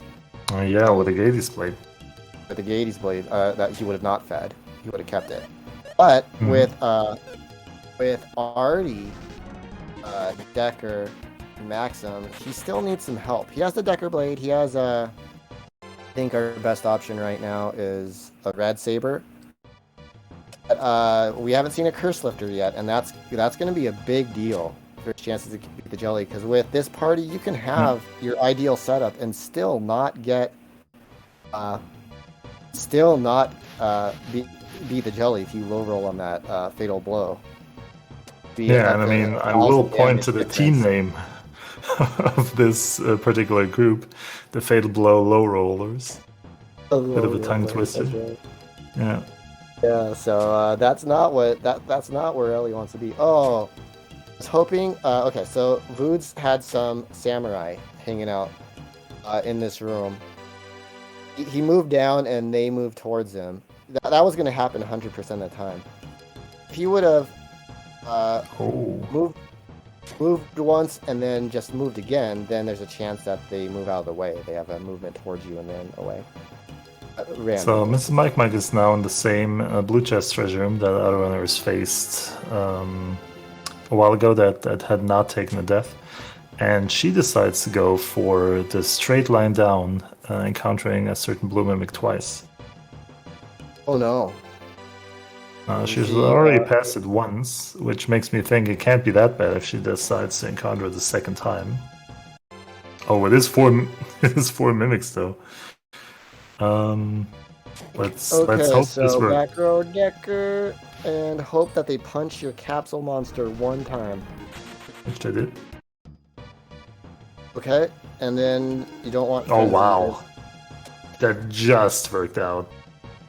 Oh my God. I want to see those HP. We might not for a while, so I'll miss it. But never mind. 20 whatsoever. Okay, a high potion. Which is literally our only heal. This is fun. You have Decker with 100 hit points.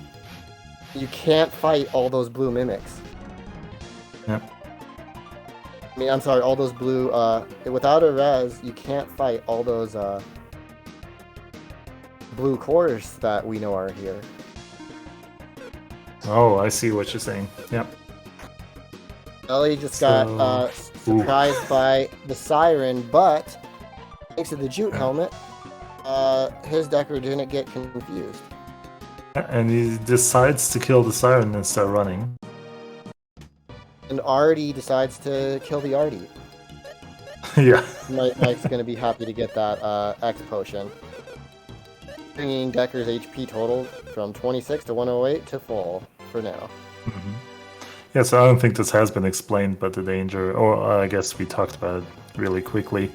The sirens can inflict status effects on you, and you're going to be sitting there for an indefinite time, which may cost you minutes. But yeah, Eli set up the battle. There was only one siren. I assume he set up the battle. And that worked out flawlessly. So Eli in general, for his party, I just want to point that out. For the party that only includes 3 characters, which is generally a lot more squishy than other parties, he's doing really well. So of course, with Artie and Decker, he has the most optimal general party. Maybe you will disagree, Mike, on the Maxim Guy Decker being arguably maybe better for world record farming in the category, but I would definitely say that Artie Decker Maxim is more consistent in making it to the jelly in any case. Yeah, definitely. This is the better survivability party. I'd say the other party has the better chance of pulling out a quick kill just because you don't have to feed. If you have a Katie's Blade and a Decker Blade. In this format, we're going to want to see people feed. Miss Mike's taking on the cores with just Decker. This feels bad. Everyone's going to miss XP, and if you get bolted a bunch, you can't heal anymore. So do you really mess with the cores? I don't know. I probably not. Oh, and this plant we have to get through, if I remember correctly. That's brutal. Yeah, so for anyone wondering what exactly we're talking about with the rules objectives, there is a bot command that is !points, and you can see on the first page basically all the goals that exist for the different runners, as well as the tabs on the bottom. You'll find Group 3, which is the current race, and you can look at the specific point objectives and points that runners have gotten. And I see a lot of people just joining the document as I say that, so yeah. Have it. We'll also try to do a good job at relaying what is exactly happening in terms of points. And of course, if you don't want to stare at the document here the entire time next to watching the stream, there's also a summary of the points in the center of the stream. So you can see who's currently leading in terms of points. This Mike takes an unfortunate death to plants that you have to get around, and there's a bush blocking them, so you're going to have to take multiple encounters with no way to heal. And just Decker left. So the resource attrition strikes again on the seed. Yeah, and it looks like she's calling it a day.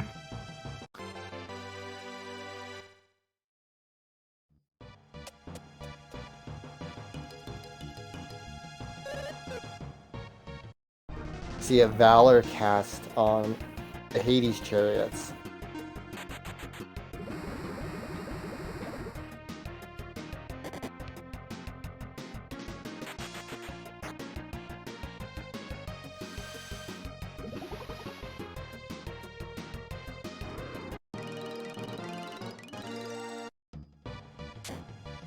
Yeah, so it looks like the MP situation has kind of resolved itself, hasn't it? Oh, there's a Lizard Blow for Eli. Oh, he's gonna be happy about that.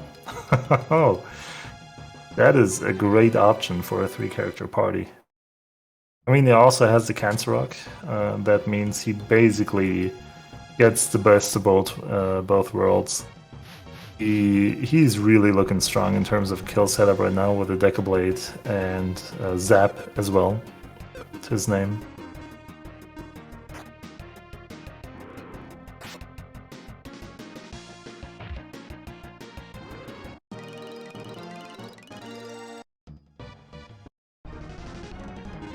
And interestingly enough, in this game as a whole, I would say, from floor 40 to floor 60, there is not a whole lot that is, as an experienced runner, really threatening you, right? So if you know what you're doing, you can set up most battles, you can avoid most battles. You're hoping for there not to be like some floor 50 treasure room with a lot of teleporters, or floor 51. But other than that, you can generally avoid danger pretty well, which, yeah, is pretty much true until the early 70s floors where Arch Fiends start kind of messing up your party. But we're not there yet. So there is a couple of no-core encounters for Eli. I think... I'm not sure which floor Voodoo is at, but he almost has to be at the floor 58 to 60 range as well. Fighting cores there. I'd say almost, but that's where he is. He also just picked up the Lizard Blade, so he's just behind Eli, and just behind Voodoo is Tigdon, who's still going strong. Points-wise, he looks to be a bit behind, but I mean, yeah, it's all about who makes it all the way down to a jelly, who actually gets the kill. And if multiple people get the kill, there is still a lot of objectives that can be gotten. So I'm actually not sure where this giant point discrepancy comes from between Eli and Voodoo, who are reasonably close, probably mostly due to the party setup. And then Tigdon, who is at half the amount of points as the R2, but, you know. That is definitely, all 3 runners are perfectly in the race. Miss Mike seems to have dropped out at this point, and Zyrak is still trying to fight his way through this cave from like the bottom up. He's in the early 20s. I will say with 45 minutes left to go, that is not the most or in the late 20s, excuse me. Yeah, that is not going to be the most promising attempt, but there's definitely a chance that maybe everyone else takes another death, or takes death, and you will actually make it this one time. Tigdon just picked up a Lizard Blow as well, so all 3 runners who did not take a death yet are now in possession of Deca Blade, a Lizard Blow, and I think everyone has Valor. So everyone should be looking at roughly the same equipment set. Also, all 3 fed the Gades Blade. Yep.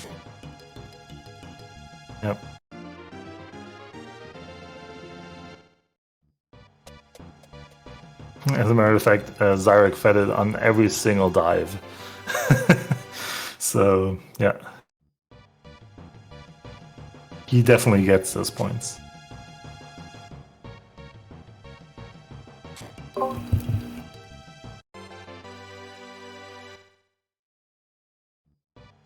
We're seeing that raging wave. These kind of mid-tier dragons have some AoEs, and they're painful, as Tigdon just saw. Yeah, there are some of the dragons you can encounter and be like, oh yeah, I'll take a 50-50, it's gonna work, right? And it did work here. Maybe it wouldn't work against some of the other dragons. But yeah, it doesn't always have to work out. That's what you gotta be careful about. Ooze is going to appreciate this no core, and Tig will appreciate a silver sword. So 3x for Maxim. Yeah. He did get Voodoo an also answer just on. found it. But both of them have the Liz Blow, right? So if they want a 3x weapon... I mean, okay, both of them have a 4-character party. So that might benefit them more than it would Eli. Yeah, that lizard blow is so good because anyone can use it, and it's a really powerful 3x. And also, we were talking about silver dragons earlier. I was That's about to even say. better than the flying blow for trying to take them out. So without a deadly. Oh yeah, and of course you have to decide between either, right? You can equip both the lizard blow and the flying blow, and just really make sure that silver dragon is biting the dust. Yeah, Ellie feeding Darby up to 3. Darby 3 is probably the most useful capsule in the game as far as getting through the cave, with a 90% kill rate on a destruction that he uses pretty frequently. Also can dish out some damage.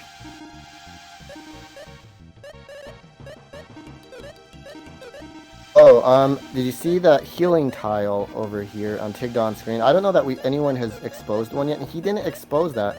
He kind of moved around it. I wonder if they'll count that for points. Like, it's clear that he was aware it was there.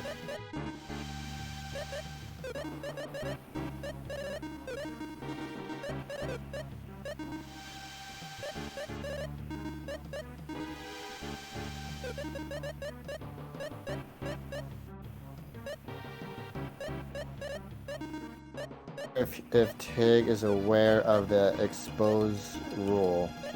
I mean, I don't know if you interpret it to being okay. I know it's there. I'm showing you, but you're supposed to hit the bush, show everybody that it's there, and then just not take it. Is the way the point is designed. Ellie doing pretty good movement to trap those Warm Eyes. You don't want to fight those, and you don't want to equip that Berserk Blade that Vooj just found on your Decker. He's going to feed it immediately. Yeah, I was about to say, you didn't equip it, right? As far as the healing tile is concerned, we've had runners last week who were kind of oblivious to that goal, so maybe that's what's going on. Oh, but then again, he didn't use it, right? So, never mind. Ellie, having an interesting time with these dragons. I wonder if he's gonna fight them or run. Because they're fast. They're gonna go first, and then they're gonna kill Artie and probably Ellie. And that leaves just your Decker with a very good weapon that's gonna one-shot him. So, and he got the Holy Fruit drop, which is why he was probably fighting them. Holy Fruit will M-form your Darby if you feel like you have enough damage to beat the jelly, which Ellie's never going to feel that way with this party. But or if you're about to, let's say you're about to die, you know you can't progress anymore. Maybe you just feed and get those extra 10 points. It's 10 points in your back pocket if you have a imminent death that you can foresee. Yeah, so up to floor 73, Black Dragons will drop the Dark Fruit, right? So there's an interesting decision for Eli whether he wants to go for those to still bring Darby 4 into battle. Is it the case though that your M form capsule has to be present in the jelly fight to get the points? Oh, actually, the group 3 score sheet doesn't say so, but maybe it does say that in the actual rules. Oh yeah, you're right. Never mind me. Yep, you're perfectly correct. So, no farming dark fruits, at least not efficiently. So, my bad. Unless you want to, show off some Eliminator, which is a 90% deadly on everybody. One of the coolest skills that you never see in this game. Fair. For good reason, too. Right. Oh, interesting strats from Eli there. Making sure he gets the warm eye stuck behind the chest. It will not bother him now, and he can safely prepare pummeling that gold gorm. I do see an Earth Jewel in his inventory. He must have farmed those earlier. And a Hedora Rock. So we got some extra agility on already all kinds of... Hedora Rock is really nice. Because, let's say, Artie's using a Blizzard Blow. Now, his Maxim can use whatever the most powerful weapon he finds in the cave instead of, like, maybe a Red Saber or a Silver Sword. He can maybe use a Zerka Sword, and I haven't seen Trick yet, I don't believe. And any bit of damage is going to be very beneficial to him, because if he gets a low roll and not many Darby specials, even with this setup, he might not get a jelly kill. Yep. Yeah, I don't think we've seen any attack buffs here. Not IP based, not a power gourd, no spell, nothing. If I'm not mistaken. In general, I guess we're mentioning a lot of stuff that experienced runners would know, but someone new to the game might not.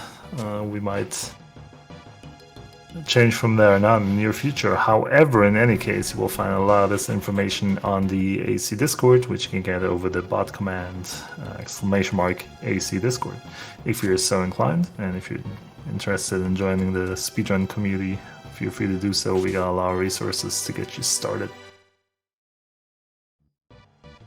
Seeing quite a few people skip gold Gorums. Have you seen anyone seek them out yet? I mean, Eli is very valiantly fighting them, and so was Tigdon a second ago, if I'm not mistaken. Either Tigdon or Voodoo was also fighting them. Right, yeah, we see Ellie going after some now. There's all kinds of destroy options, deadly options with Capsule Monster, a deadly, and destroy, but those didn't come through for him here.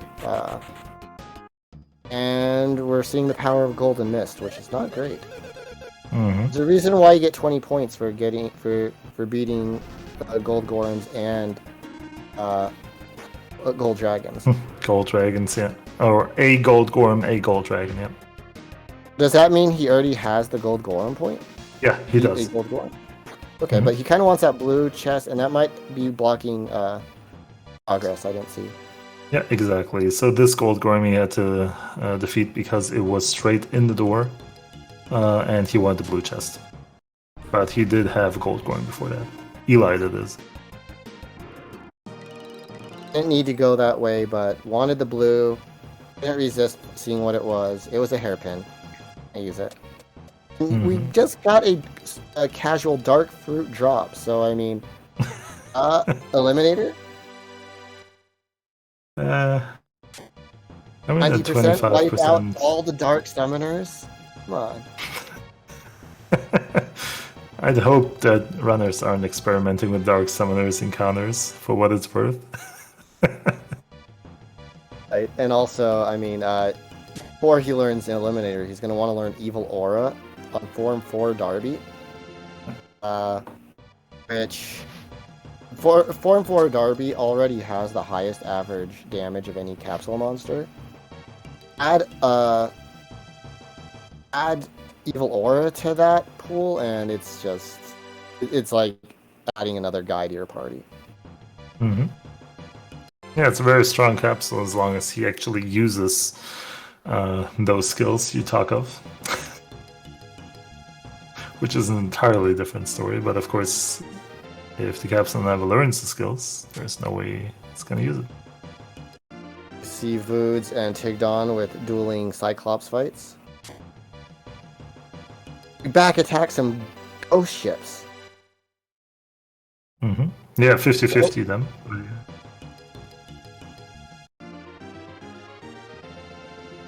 Buster Sword is, I was talking earlier about better options for Maxim.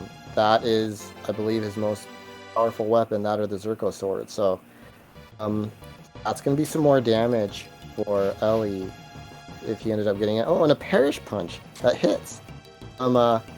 Sully, that's his deadly. Form 2 Sully can use a deadly. It doesn't hit as often. Yeah, except when you're trying to farm IP at Copper Dragons. Well, I don't think anyone would ever try to IP farm 6 or 7 Copper Dragons and not change their Sully in a tournament. But if they did, yeah, that would be unfortunate. That would just be silly.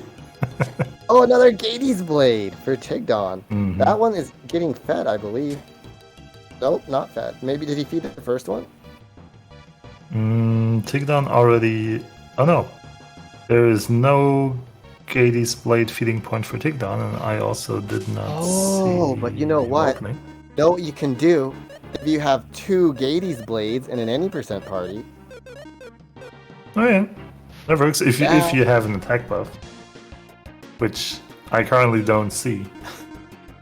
I'm sure we'll find something. And anyway, we got Sully 4. Okay, so what I'm alluding at here is you get 50 points, and I don't know that we've ever seen it. If you beat the jelly without using Fatal Blow, which is Decker's AP that does 5,200 to like 6,200 damage on the jelly, depending on its remaining HP and your RNG factor. So, with 2 Gades Blades, and especially if you have Trick, you're going to deal like over 5,000 damage in the last round. So about as much as you would, a little more than what you probably would with a Decker Blade IP. So depending on what your other options are, if you have, we know if we have a Lizard Blow, but like if we had a Myth Blade at some point, something to do fractional damage, it's not out of the realm of possibility to see Decker Bladeless kill here, which Tigdon would want, being back Ellie 175 points. I mean, back 75 points. Of course, if Ellie gets a jelly kill with this party, he's going to get the 50 points anyway. But he has way... Like, this is a free kill for any percent party right now. Without using a Decker Blade, Gades Blade, and 2 other 3Xs. Yeah, maybe that was the seed screeners, reason for being like, yeah, this isn't so bad. After they do what Zyrex did here and valiantly attempts...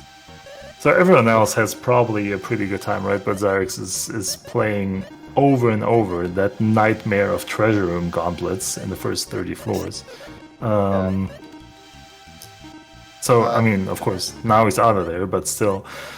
my point being like, okay, after you're out of there, you at least have like a pretty easy kill setup.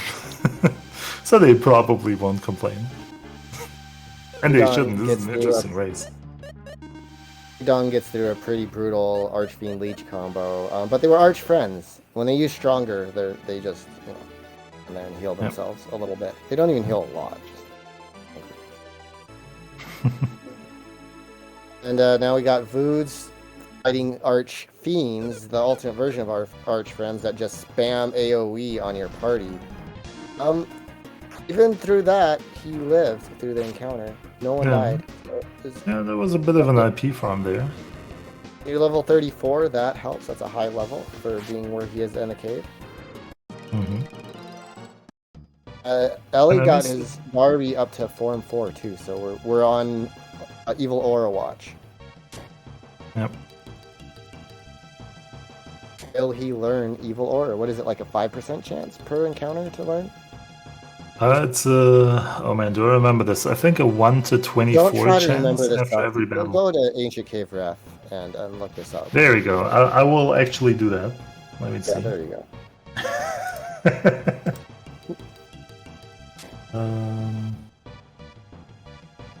Now if I remembered where I put that. Well, you know, I'm just gonna do an even more efficient thing, and I'm gonna wait for someone to post in chat who knows better.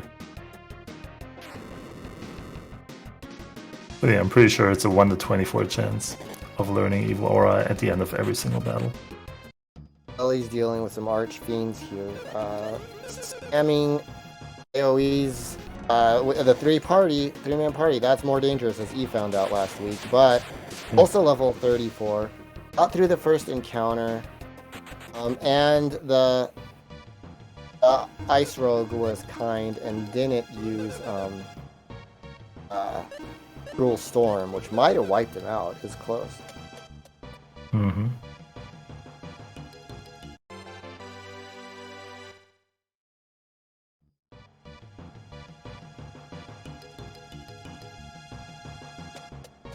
See some genies hanging out. Going down quickly for Tigdon. All these runners are pretty close to each other. Or 80 with an hour 30. That's a pretty comfortable time. Yeah, remember Got when you some were genie doing commentary aggro. last week, and I was saying in chat that speed is relative, right? This seed is definitely one that would give runners more of a run for their money, as they would spend a lot more time in the early floors. Last week, we positively saw some runners really turning up the speed.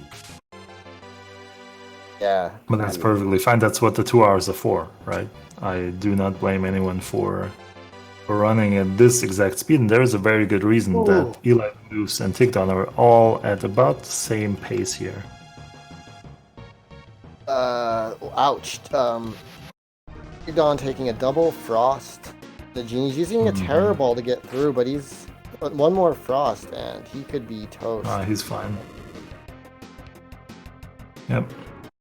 Okay. That was. Are you aware of like a genie vision, a GIF or something to show people how to avoid? There's the myth blade. I am. Yeah, I was about to say I dare not search for it and pick it up because I'm trying to figure out which floor exactly Eli's on for once, and then see whether everyone else picks up the myth blade, which is yet another amazing fractional. Okay, so that was floor 77.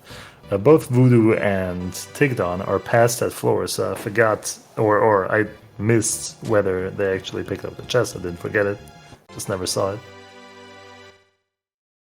Okay, so that myth blade is very huge for Ellie. That ups his kill percentage a lot.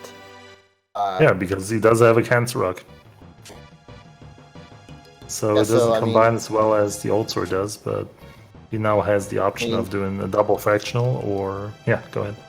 Yeah, either the double fractional or the most powerful finisher in the game with a Hedora rock. Now I think he will go with the double fractional because he doesn't have trick.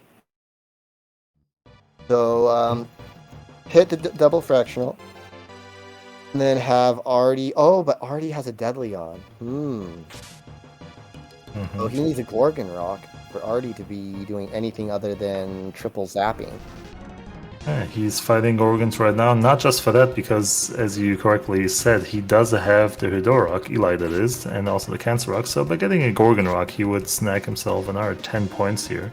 5 for getting the Gorgon rock, and 5 for completing the set of all 3. He doesn't get it in this battle, though.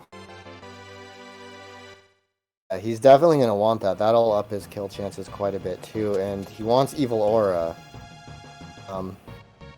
Is it old armor I just saw drop? That's gonna help your attack power on the jelly a little bit. Every bit helps when you have that 3-man party, even if you're just swinging a Decker Blade.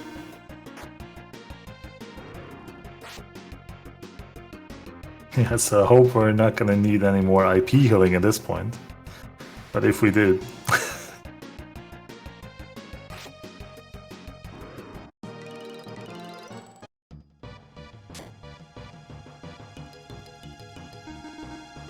Yeah, so this is a very interesting race. Eli, who was ahead at floor 50 and grabbed the floor 50 points, is now, well, he doesn't know it, but he's trying to catch up to Voodoo and Tigdon in the figurative sense. He is still leading in points, quite conveniently. Or quite comfortably, is what I want to say. Yep, but I mean, it could all turn on dime if you get some low fractional rolls. Another two runners get jelly kills. I mean, this is still anybody's race, even with that point lead.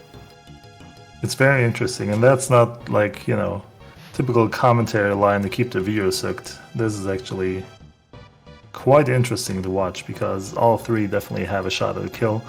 All three will have a very different kill, and yeah, maybe not all three will have a kill at all, so we'll see. Then of course there's also Zyrek, who is has beaten the gauntlet a while ago and is now trying to catch up with the others. Usually the gauntlet is considered to be like starting on 73 with Archfiends, but on this the gauntlet was all those treasure rooms. It's back to back to back, pretty much, and ending in the 30s. Yeah. Yeah, Zyrak's catching up pretty good. With 24 minutes left, I don't know that we're getting down to the jelly, but there's I mentioned earlier, there's the potential to just run down. Just don't open, don't fight. He's level 25. That's high enough level to beat the jelly. You could just go down there. You could. Yeah. I forget, does he have Guy in his party? He does. He does not. He has Selen, I think. Oh yeah, true, Selen. So you need that fifth blade or for what you're suggesting, he wants to get his blade. Yeah. Oh, and there's still ninjas in front of him. That too, a lot of them.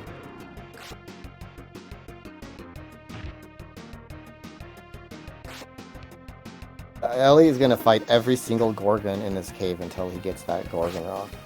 That's really it makes sense. It's the key cog he wants to round up. Oh, he must have learned Evil Aura too, because look at Darby 3 on the screen. I see. Yeah. So don't switch back. Usually, yeah. Go ahead.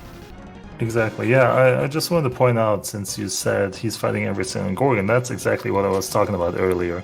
There is no reason for you to speed up your run through the cave if you can just fight Gorgons and not just, like, you would have to finish the cave in an hour and 30 minutes from now, and he's nowhere close to Jelly, right? Or, to get the same amount of points as from finishing early, you can just kill a Gorgon from Eli's point of view, and you also get the same 10 points. Right, so there is really no requirement for you to hurry as long as you have our point objectives to go for, and I think he's definitely making the right choice here.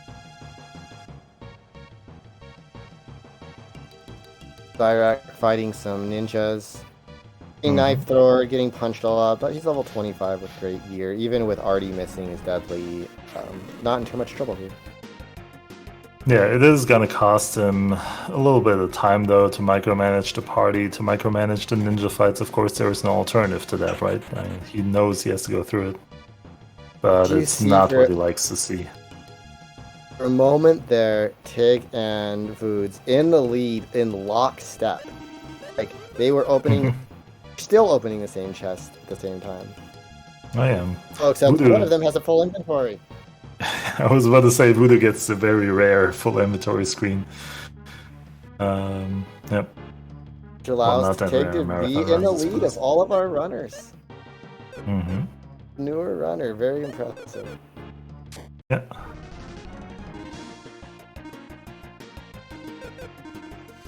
Yeah, his self-reflection chat last week wasn't entirely optimistic, but quite to the contrary. He's doing quite a good showcase of his skill. See this room? The Archfiends and what not else was there. To go through it? I think you have to go through it. Oh, you have to go through it. Oh my gosh, what do you do here? Decision point. I think you gotta beat this fight, as we're seeing two of them, and this is gonna be a little scary for Elio, the three-man party. Yeah. Okay, the deadly hits. We got a fast Artie, and Foods doesn't have that luxury of the fast Artie, but nevertheless, the Archfiend just punches twice. Both the runners are through the danger of this first fight. Yeah, he has to kill the second Archfiend as well, though. There's no way around it. No, he can take multiple encounters and run. He can. Oh no. Well, he can't, but he could alert the genie, and then activated the Archfiend as well, and then lured the Archfiend to the bottom or something like that. I'm not sure if I would have gone for that, or if that even works. Yeah, he could have did some dancing, but we're gonna see the whole fight here. Archfiend opening with Thunder, that's the worst thing it can do. And then a punch, which is good. Because 2 Thunders kills Tia, and then all of a sudden you lost your deadly user. Yeah, so I saw that correctly, that it's 2 Archfiend plus Ice Rogue encounters. Did I? Ooh. Voodoo. Almost, like, 2 of his characters are low on HP. 40 HP, I consider low at this going into point. round 2 of this fight, and his having a fast Artie is on display right now. How important that is. Oh, and those pretty intense encounters. Voods is gonna try again, but the Archfiend's gone, so both runners through the danger here. Yeah, and I want to point to Eli, who is killing a Silver Dragon without instant death right now with his Dragon Rush, dealing 2,000 damage to him. And yeah, he got that goal. Did you see Darby 4 on Dragons can do immense damage, and we just saw that on display. So there's some more points for Ellie. If he beats the Jelly, he's gonna get some points. He's gonna be around 400. 360, 380, I believe. Is that correct? Also, your minus. Let's say he gets there. It's 30 points if he beats it under 2 hours, because you get the floor. Is he on? If he's on 90 yet, I think he's in the 80s though. So the 90s points, the floor 99 points, and then beating the Jelly under 2 hours. So that's 30 plus 50. That's 80 over where he's at. That's up to 290. I don't know that he's fought a gold dragon yet, but that would be another 20 points. If he gets the Gorgon Rock, that's another 10 points. He could get 400 points, which is really obscene. Yep. So there is not a gold dragon kill from him. If he does kill a gold dragon and he does get a jelly kill, there is no way he cannot get over the 400. Well, unless he uses a healing tile, I suppose.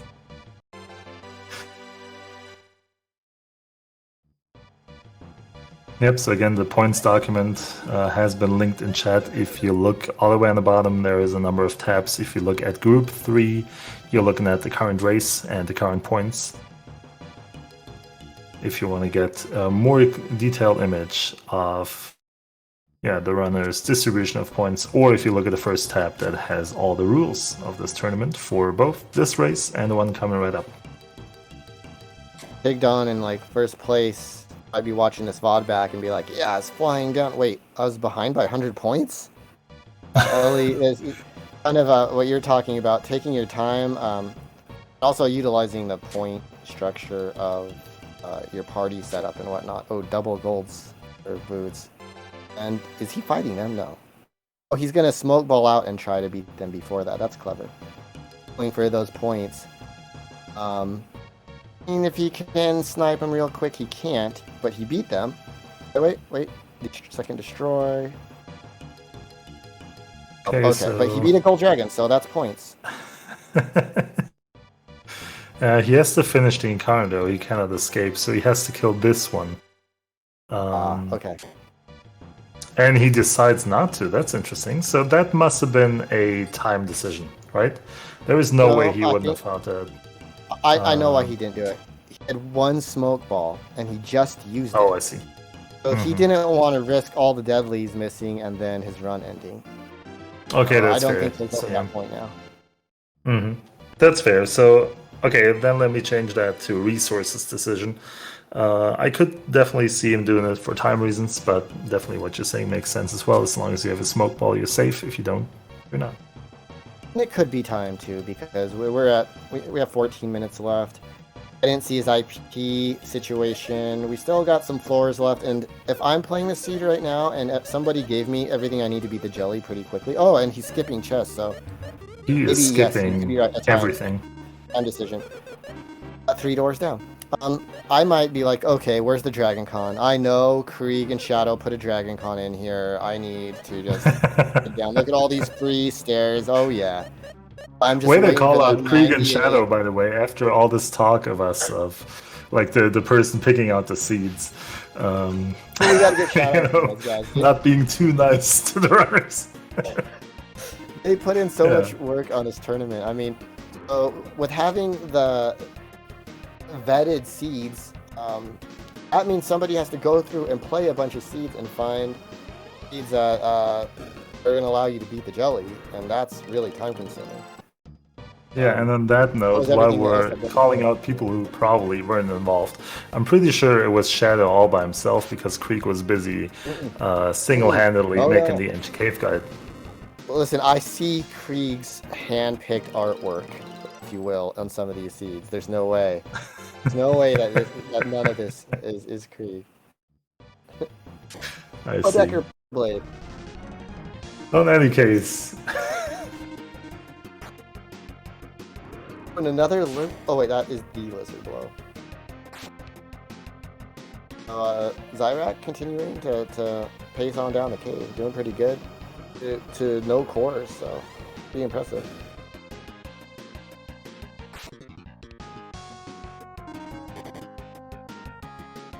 Yeah, so we are in the end game.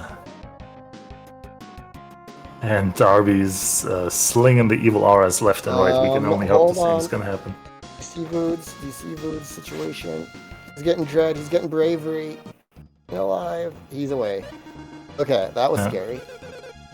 I think you're a little bit behind because I'm seeing a completely unscary him navigating the inventory.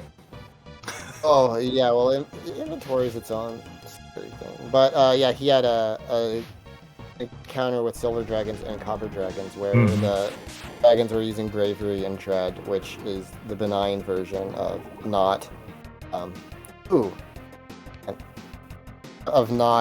diamond dust. Ellie taking an unfortunate genie encounter, getting opened up with vantage bolt, but runs away for now.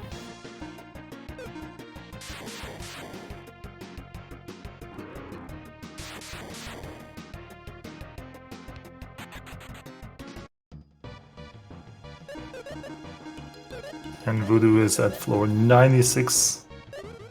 About to, I believe. I do not see where Eli is. Oh yeah, no. He's way ahead of Eli, who just reached 87. So Voodoo's, if nothing else happens, will reach the jelly first. Tigdon is very close behind him at floor 97 as well right now. In the same room. So, and taking a front face double silver dragon encounter. He has a smoke ball and he has a fast arty. Let's see if he uses that. Oh, he definitely wants to use it then. Use the smoke ball before anything happens. You do not want to die to dragons in a tournament at floor 97 after coming this far. Okay, instead he opens up with a deadly that hits. Dragon is a friendly dragon and is feeling very brave. And casts bravery twice, which ups his defense. There's a myth blade for Zyrak. Just, and old armor. And yeah, Tigdon makes it. Dragons never killed anyone. He never did. Voodoo now. seem to only have tried to get very close to floor 99, and currently seems to be in the search for a gold dragon, or perhaps a dragon IP farm on. I'm not entirely sure. Both would benefit him greatly.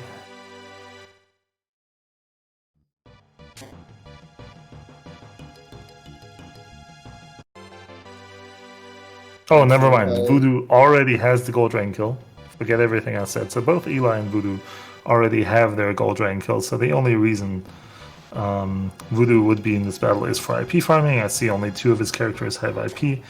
Tia's at 50% IP, and I think that was Maxim is at 0. The other reason could be levels, but yeah, I think Voodoo is pretty stacked in that regard. Ellie and Voods already have very good scores for this tournament, like finishing scores, and we're not even to the jelly yet. Yeah, I mean, if you kill the jelly, you will have a minimum of 200 points, meaning you have traversed 200 floors and gotten the 100 points for killing the jelly, and it's very likely for going above that. So, yeah, as you said, Eli hasn't even reached the final floor. Voodoo's is almost at 200 as well. Poor Alexis just got cinder blasted and died in an IP farm.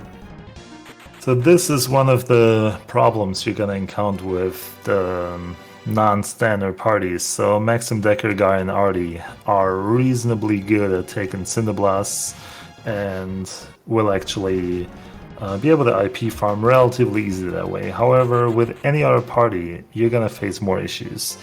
And yeah, Voodoo just encountered that. However, he did just go to the fan floor, to the jelly floor. He is setting up for the battle, and we'll see what he's equipping.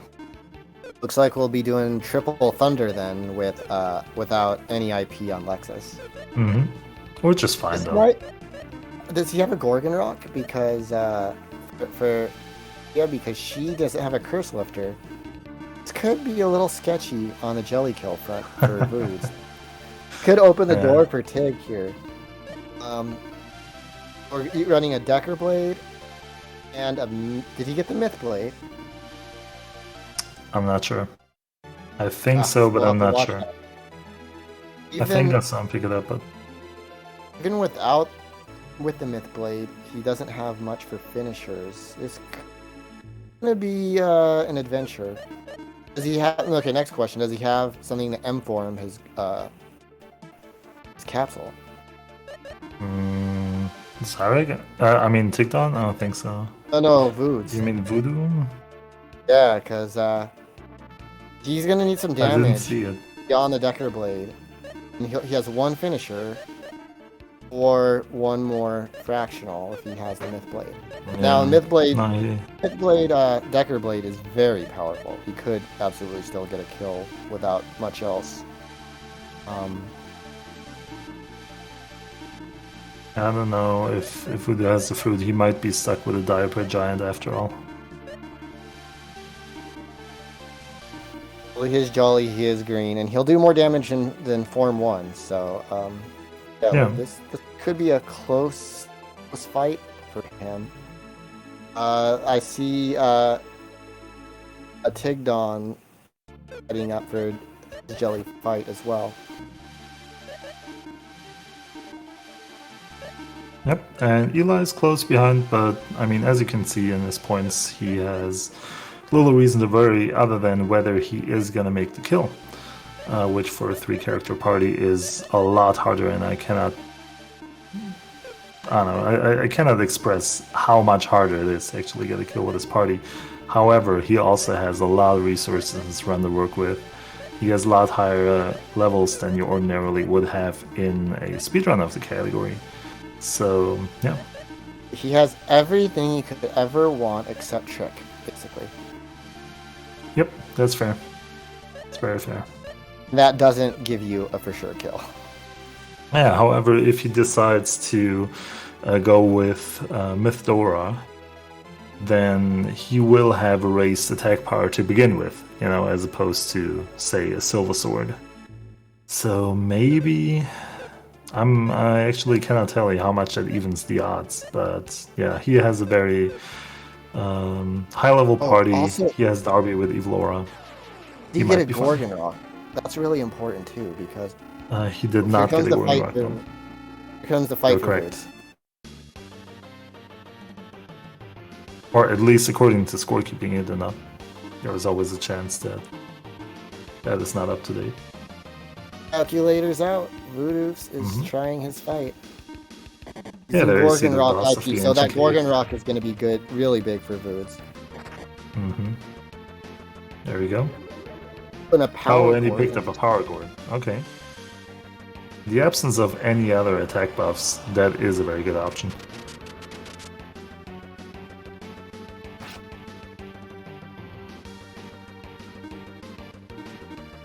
I'm coming up with 6,353 damage in the first round.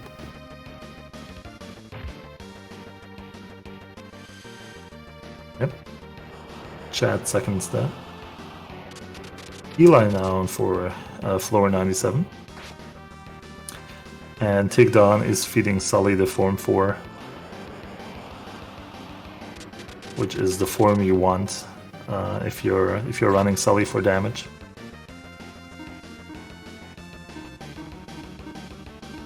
The 902, we need a couple thousand more damage here.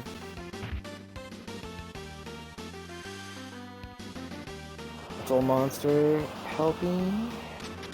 Yeah, a little bit. Tigdon checking his setup one final time and approaches the jelly.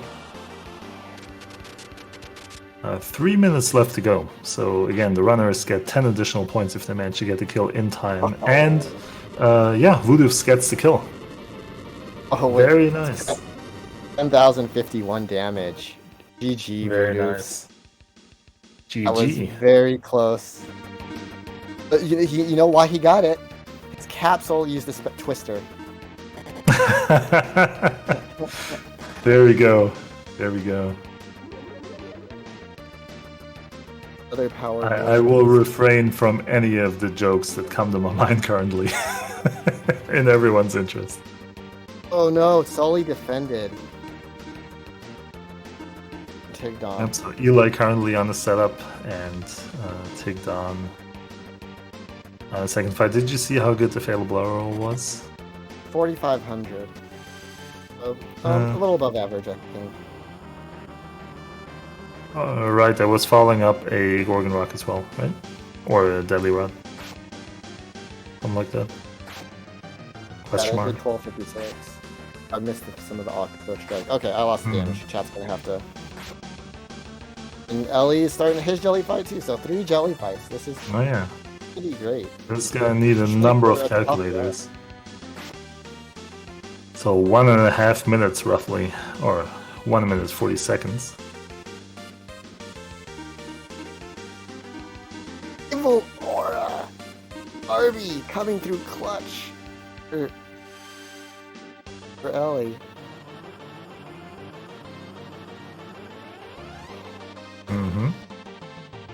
Fortunately, it's round 1, so it was negated. Tigdon also beat the jelly if I saw that correctly. Yeah. Very Yeah, nice. GG Tig. First Oh, tournament. that is 100% 2 jelly kills. kill. Has the highest percentage jelly kill of any runner of the game. Yeah, Not necessarily. helping now. Yeah. Seeing a regular attack for Ellie. I think to advance he needs to kill here. Let's see. It's also his last round, so if he doesn't die here, then Evil- oh nice, another Evil Aura. Aura Darby coming through clutch. And Very that nice. is it. He also got the kill. Ellie very nice. Going to the finals. That is, yeah. On You the cannot strength beat of that point 2 total evil auras. that he's gonna acquire with this kill. Just before the end of the run, we only got a couple seconds left here. Let me just point out that Zyrek has made it to, I believe, the early 80s. Okay, late 70s, but nevertheless, I mean, it's almost the same spot. After fighting through a very rough early gauntlet. And I mean, for all I can tell, would also have made it to Jelly with a kill setup here. Yeah, that was a bit unfortunate, but we did see 3 other kills. And of course, Mrs. Mike, yeah, who probably for the better decided to not entertain the gauntlet for as much as the other runners. She mentioned with 5 runners to make it easier for scorekeeping. She's just gonna. Yeah, that makes sense. I definitely appreciate that. Yeah. All right, guys. Fantastic. Oh, good. Yeah, that was amazing. Getting 3 out of 5 kills is crazy, and Ellie with the 3-man kill, Darby coming through hot with a double evil aura. That's amazing. But we're gonna give it just a couple of seconds here. We just want to make sure our scorekeepers got everything. We're gonna have the runners just double check everything, and we'll have a final score. And then we're gonna take a quick break, set up for the second race. It usually takes about 10-15 minutes. Obviously, we've got Real Critical in the next race, so we're going to give him a little chance to breathe before he has to jump in. And we've got Mrs. Mike, and Ellie, both runners in this race, jumping in on commentary. So as soon as I get a little bit of a confirmation from our scorekeepers, we will go ahead and take a break. So give us one quick second. Yeah, I will, for the reasons mentioned above, already leave you guys right now, but GG to all the runners. And good luck in the next race, Real Critical, and all the runners in the next race. In closing, I'll say that I believe this is the all-time high score for Fatal Blowout by Ellie Sin, 410. I don't think anyone has topped that. No, definitely not. I mean, this year is a little bit different where there is a chance for more points than in the past, but that's definitely the highest score we've ever had. And I just got confirmation that this is the final score here. So Ellie moving on to the finals, and Voodoof's hanging out in the wild card race. So with that, we are going to take a quick break, and we will see you all back here very soon. Thank you all for hanging out.